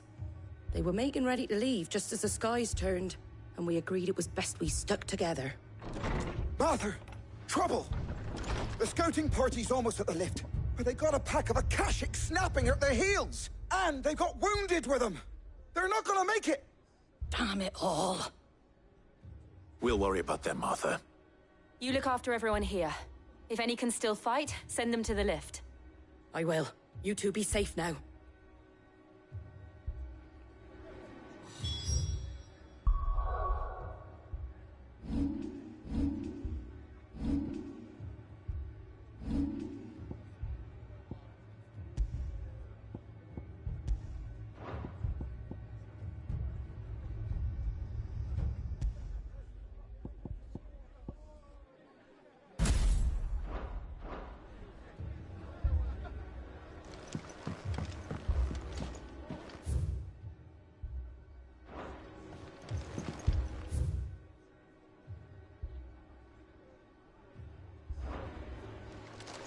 Can't take much more of this.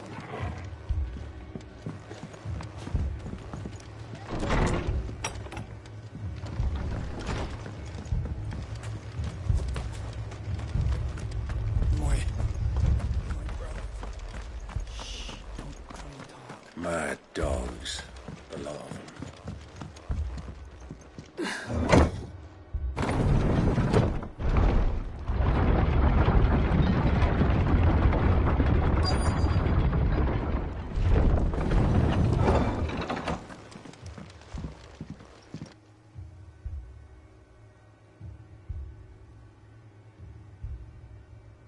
Squire, I need you to get those who can still walk up the lift to Martha's. But what about... I didn't ask, Oscar. Sir. Sir Wade. Lord Rosfield. If you aren't a sight for sore eyes. Martha seemed to think you might need some help. And by the looks of it... We thought we could sneak by them. But we didn't know there would be so many. How could we have? Behind you!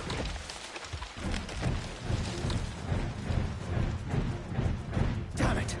We need to get the injured to safety. Do you think we can hold them off? We can certainly try. Are you with us, Sir Wade? Always.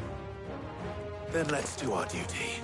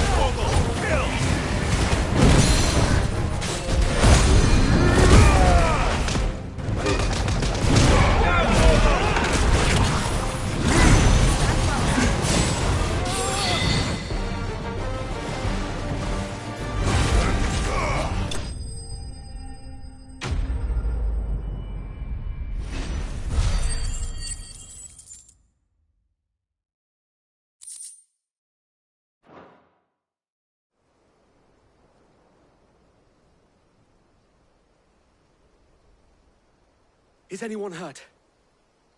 I don't think so. And yet again, you've pulled me from the flames. It's just a pity I keep walking into them. You've never been one to shy away from danger, Sir Wade. Like any shield worthy of the name. I see you're all in one piece. Martha! Is something wrong? The lookout saw smoke coming from down Eastpool way. Too thick to be a hearth. A second horde. Feel like finishing the job? Always. Jill and I will make for Eastpool. You'll need to move the injured without us. Don't you worry about them. The moment my men are safe, I'll follow. Good luck.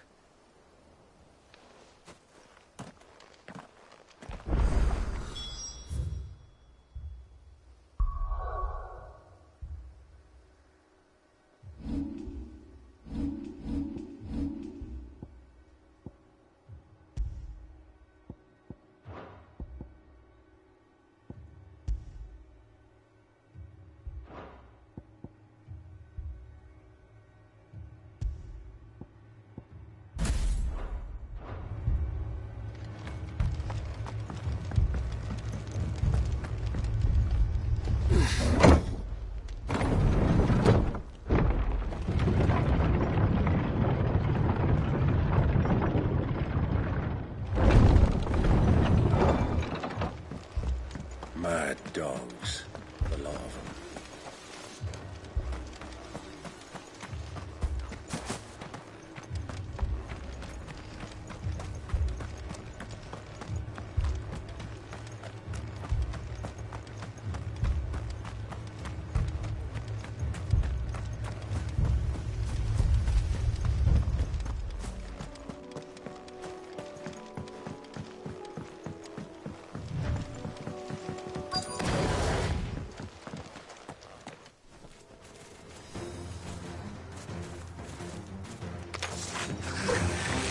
They're headed for the rest. We have to slow them down. Not for any other way to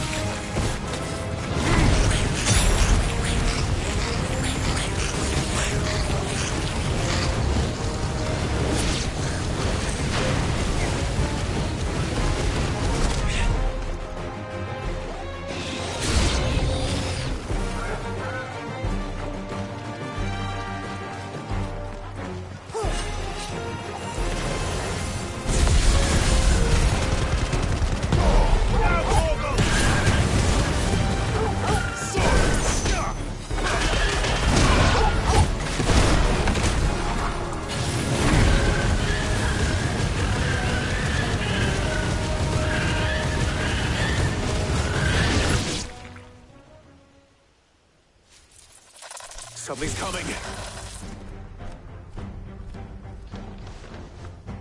Apologies, my lord. Did I miss anything? Only the first round, Sir Wade. Shall we?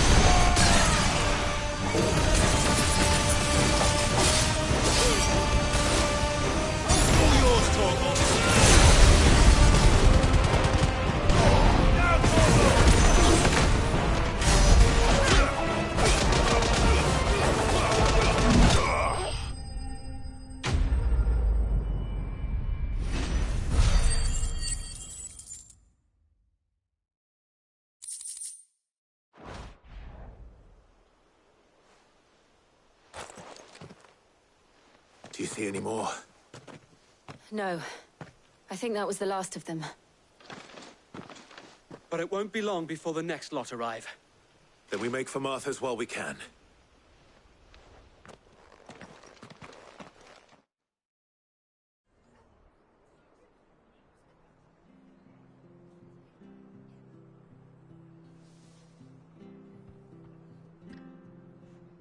What did you find out there? The same as Sir Wade. Scores of Akashic. Well, wherever they came from, they're gone now.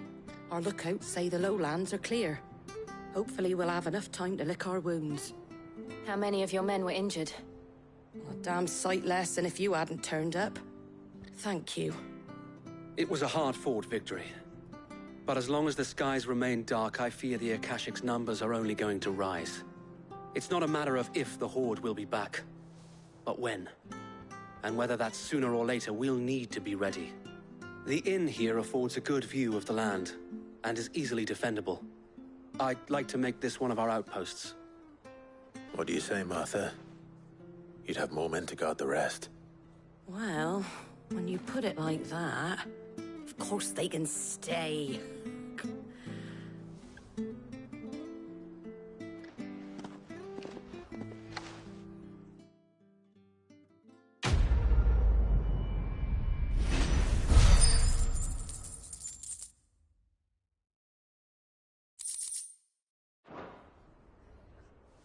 My lord, there's someone I'd like you to meet. Oscar, over here.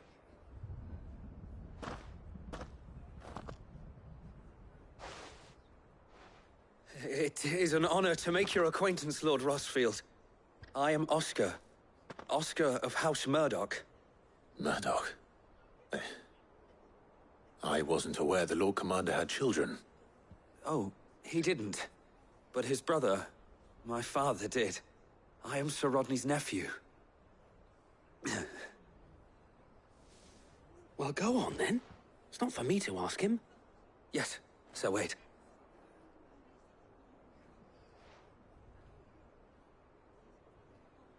If it please you, my Lord Marquis, might you take me as your squire? I would learn the duties of a shield from the finest. I'm sorry to disappoint you, Oscar, but I am a shield no longer. Nor was I ever the finest. And spending time in the company of an outlaw hardly seems a fitting education for one aspiring to take his oaths.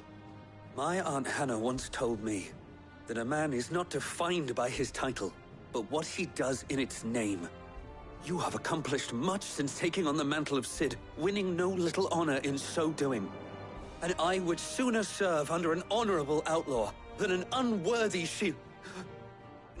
Not that Sir Wade and the other Guardians are... I mean to say that, they're... It's all right. We know what you mean. There is only so much the boy can learn from me, my lord. But a squire... Would that really be so bad? You were a squire once. And I'm certain Sir Rodney would approve.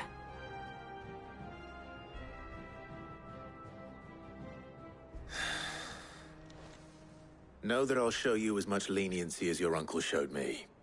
I would not have it any other way.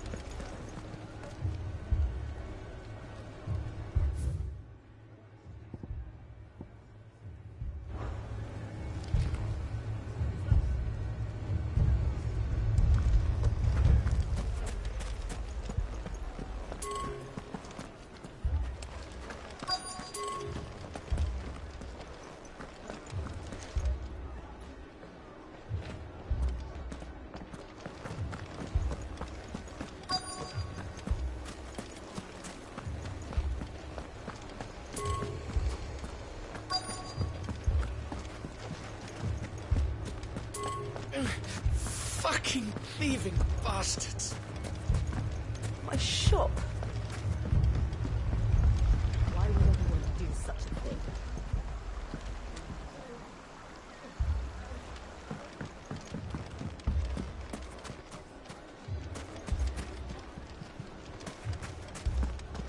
Oh, I'm ruined.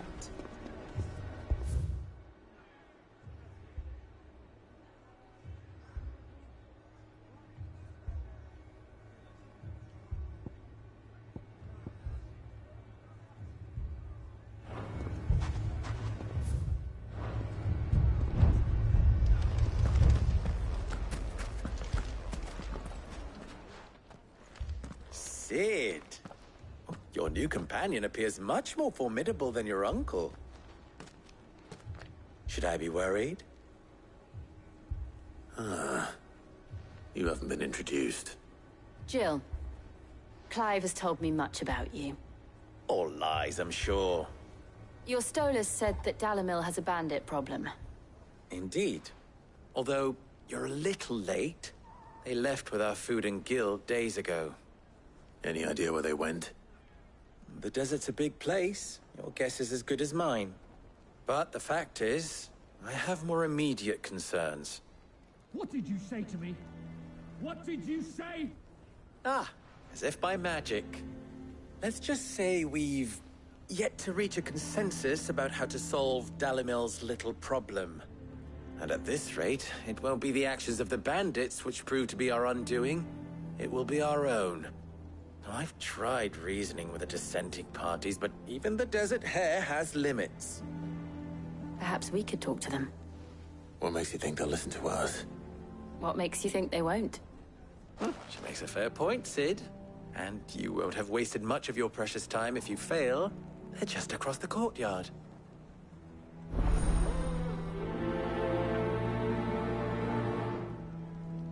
Suppose we just follow the shouting.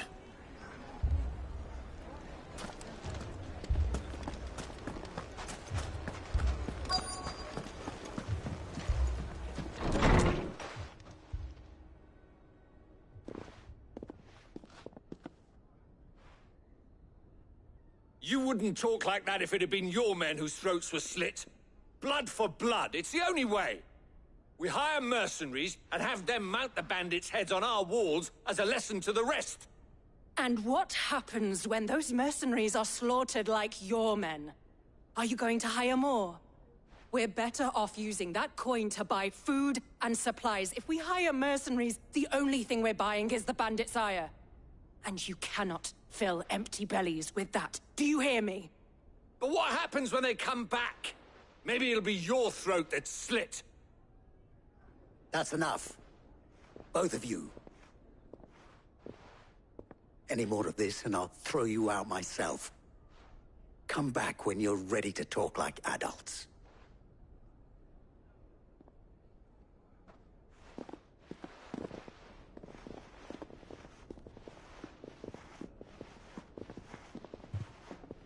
Victor. What's he doing here?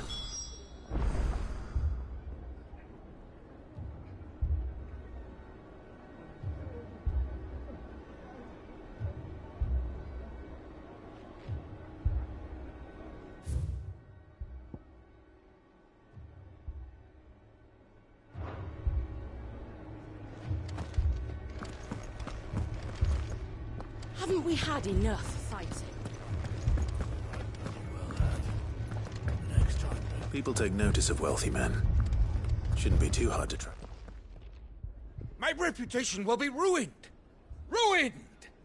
Calm yourself, Lord Ignac, I beg of you, before you do yourself a mischief.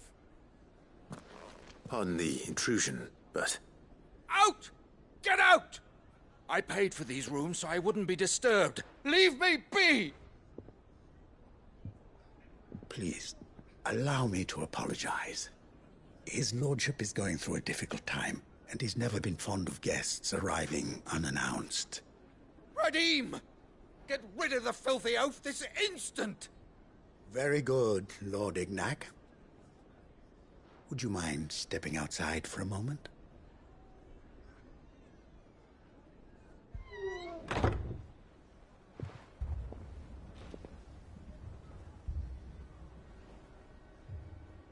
I'm sorry if I've caused you any trouble. That? No. That's just how his lordship is. Though the morning's events have left him somewhat fractious. He has been dispossessed of his luggage, you see. The thieves also made away with a considerable amount of coin. Coin the innkeeper will soon be keen to collect. I don't suppose a certain blade was among the stolen items. A single-edged sword. It was purchased from a merchant friend of mine. Ah, you know Lady Karen. Yes, I'm afraid it was. Then I'll retrieve Lord Ignac's luggage. But I have one condition. You have but to state it. You are welcome to anything that is within my power to grant. I want an audience with Lord Ignac. A few minutes should be enough. Then I'll be on my way. A condition I would be a fool to refuse. Of course, you shall have your audience. I don't suppose you saw where the thieves went? I did not, no. Though some discreet inquiries made on his lordship's behalf mean that I know where you might find them. The bandit's bed. Every ill-gotten coin in Dhalmekir is said to pass through that disreputable corner of the Valcroy. And that's where I'm heading. I shall speak to Lord Ignac in your absence, and arrange for an audience upon your triumphant return. That will be very kind of you. Farewell, and best of luck.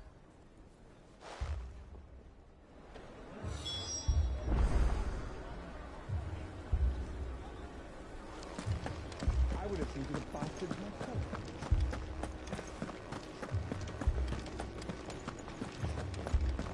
Haven't we had enough fighting? I know I bloody well have.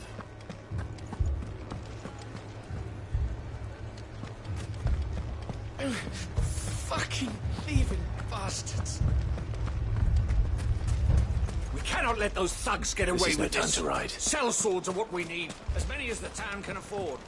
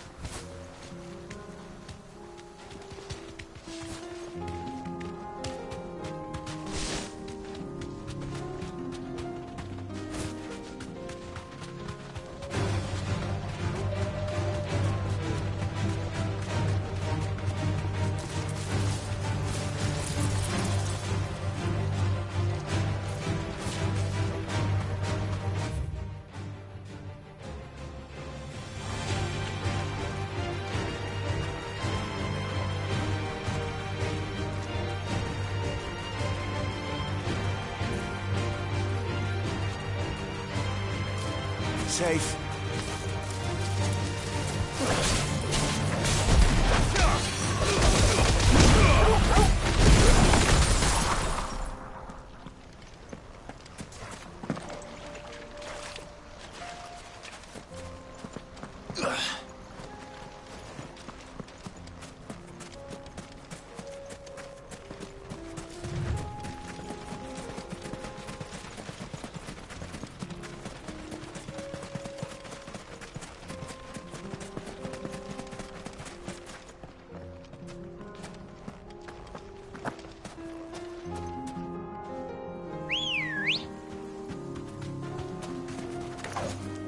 Ready, go?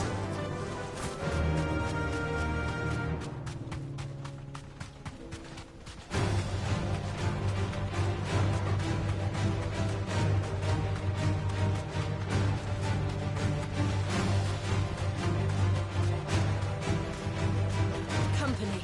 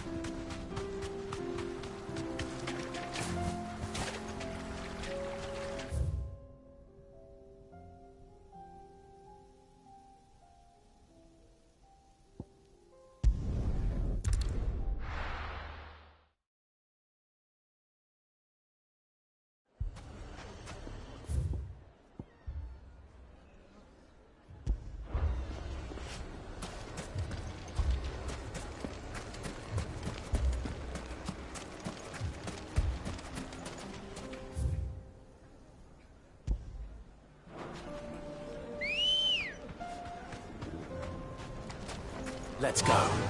Fly, Ambrosia.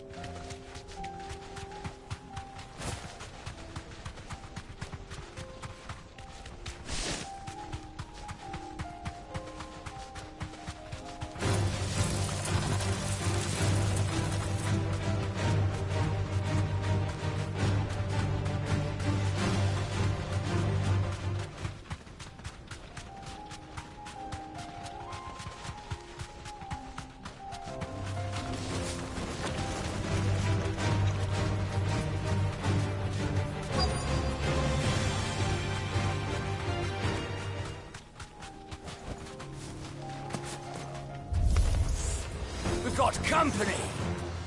Come on, lads, let's tear the bastard's head off!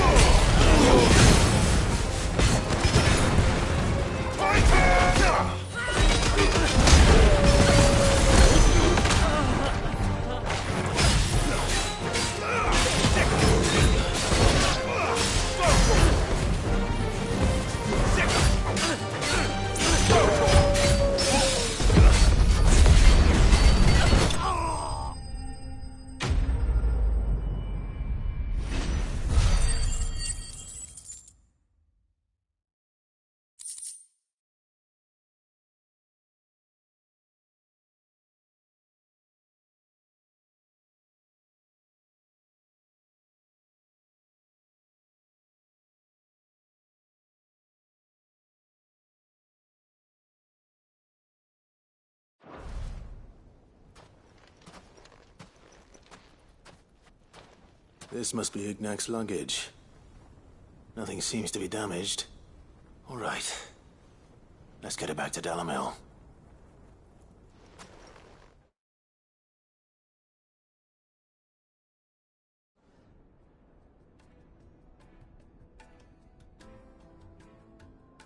I hear I have you to thank for the return of my effects.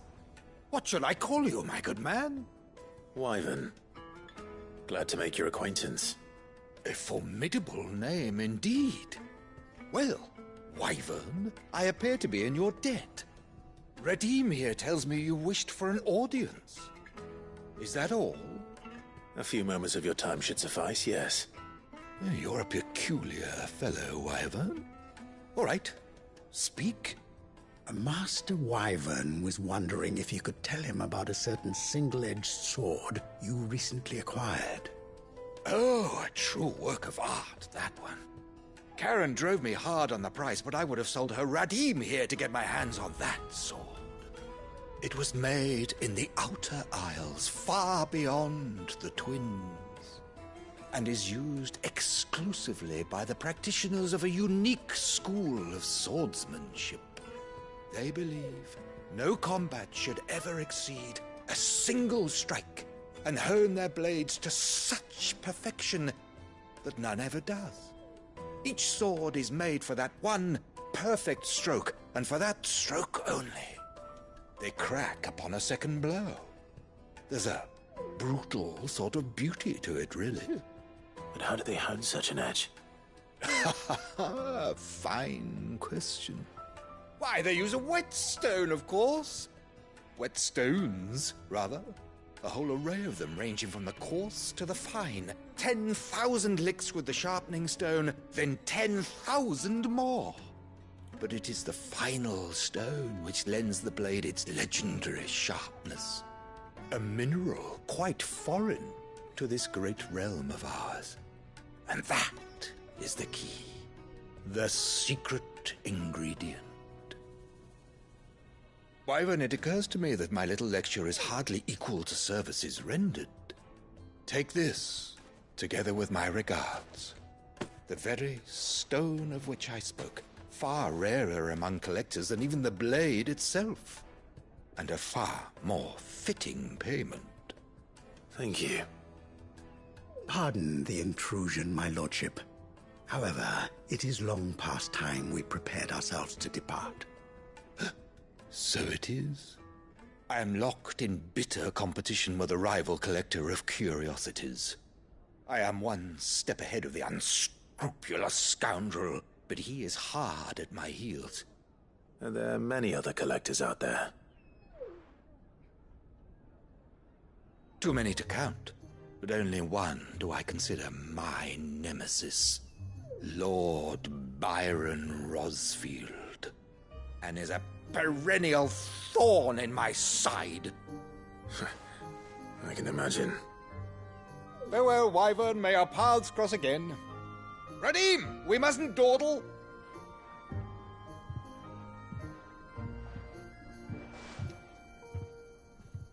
I think his lordship is rather taken with you, Master Wyvern. Thank you again for your assistance. Coming, my lordship. I'll be right there.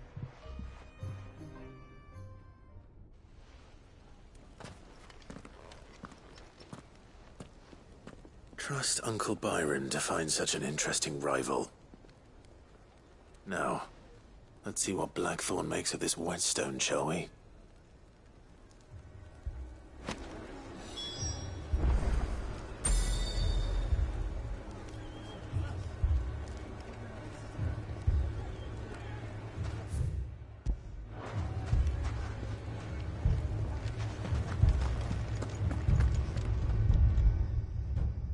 Sid, and Lady Jill. What brings you here? I was about to ask you the same thing. Costness is in chaos, and the markets have all but ceased to operate. The Briar's Kiss here in Dalamil is the only place I can reliably obtain supplies. I was here to do just that when Master Lubor told me of his troubles. He thought I might be able to talk some sense into these fools. But if you're here, I suppose his patience must be waning. Who are those people? Those were the thorns in Lubor's side. And the reason this place might be headed the same way as Costness. It's these accursed skies. The darkness is enough to drive a man to madness. Or an entire city, for that matter. We're still working on the skies. But in the meantime, perhaps we can find a solution to Dalamil's problems. I hope so. For all our sakes.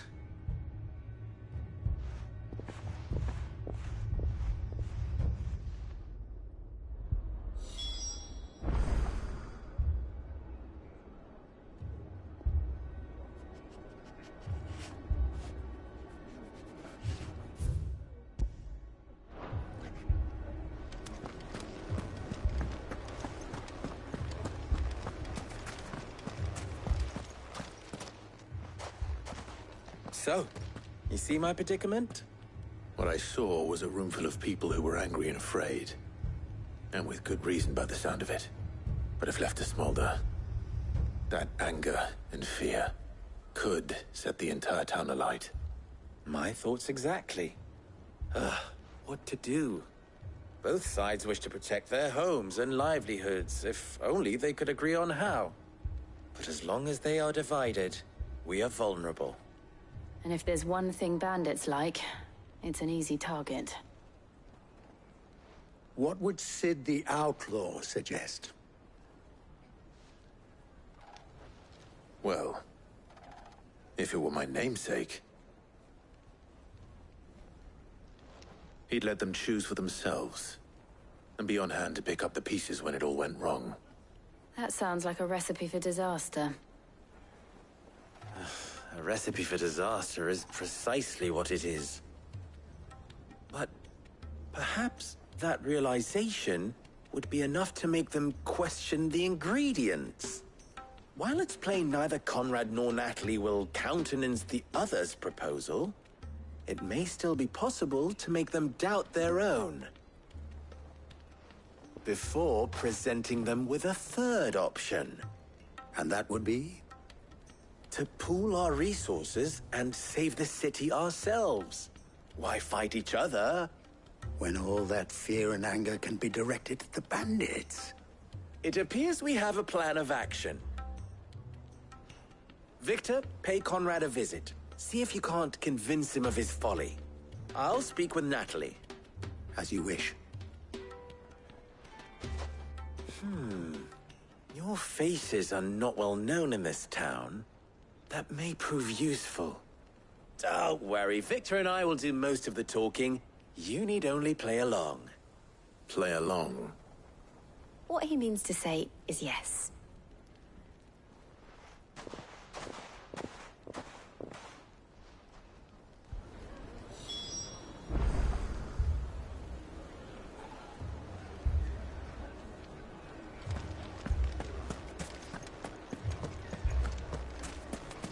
Picture it, Conrad.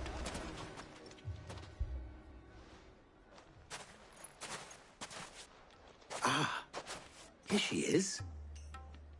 The Lady of the Spear herself.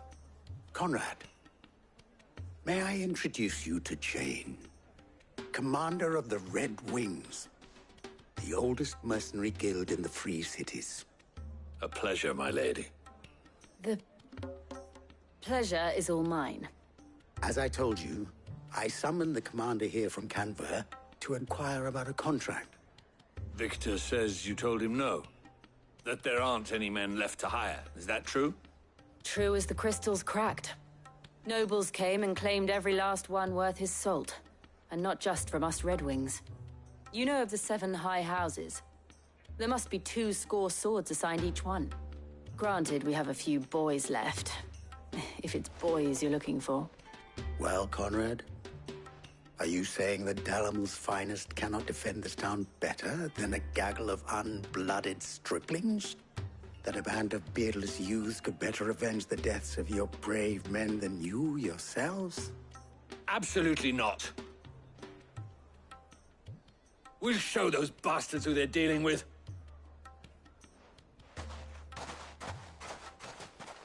I can't believe that actually worked. Conrad's not what you call the brightest candle in the crypt. And there's a reason why I had you do the talking and not Sid. Well played, my lady.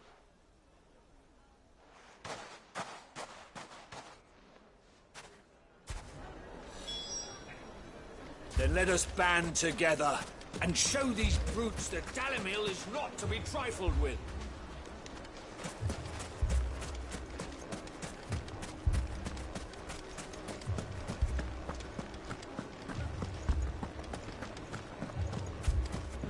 My shop.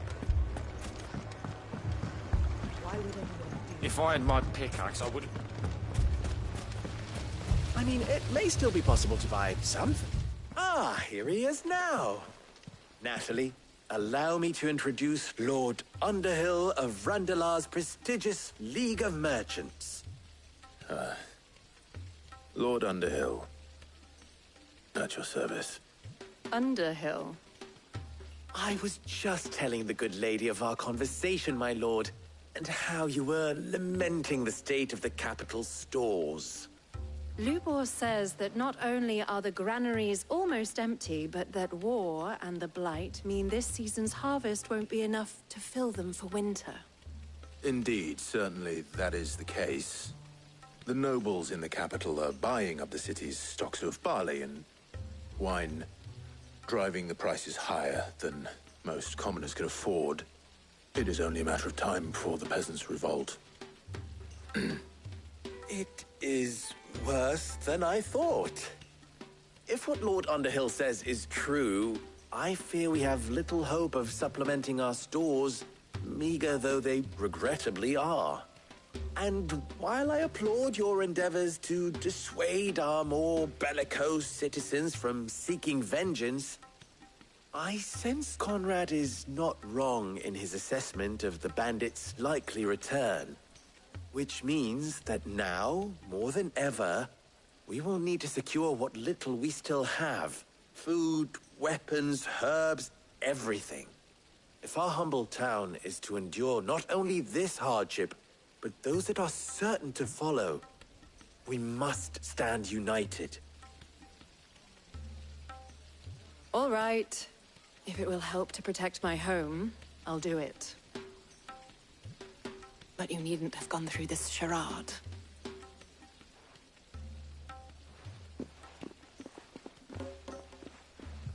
Thank you, Clive. Your performance was nothing if not workmanlike. She saw right through it. I didn't say it was good, merely that it produced the desired effect. Now, my scouts should be returning shortly. Meet me back at the Briar's Kiss, and we shall see what we face.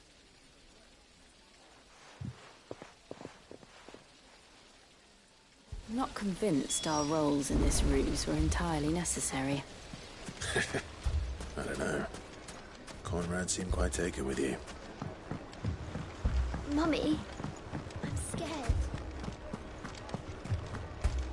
Oh, I'm ruined. Good news, Sid. Both Conrad and Natalie have somewhat gracefully accepted their new roles. With time, they may even learn to... Time no longer appears to be the luxury it was before lunch. I take it your scouts found the bandits. Technically, it would be the bandits who found my scouts. It appears they march for Dhalmekian as we speak. All of them. You're not serious. They don't just want food, they want the whole damn town.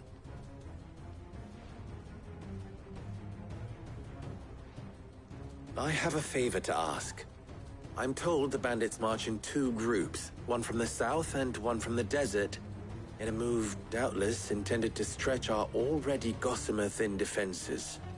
Very well. Jill and I will meet those from the desert. But what of the rest? The rest, my friend, the city shall fight. Together. Mistakes, I concede, are high. But if this does not unite Dhalmekian, nothing will. That is a lot of faith to put into those who had their hands around each other's throats but a moment ago. Then it will be for us to see that their hands are kept occupied. And I do mean us. I thought you might say that. We'll hold them off for as long as we can. And we will do the same.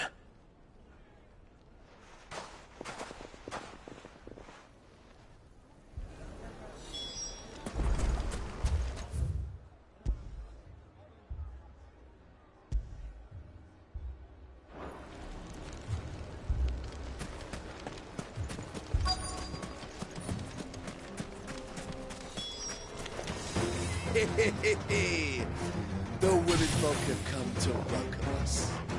I'll take that one. It's all yours.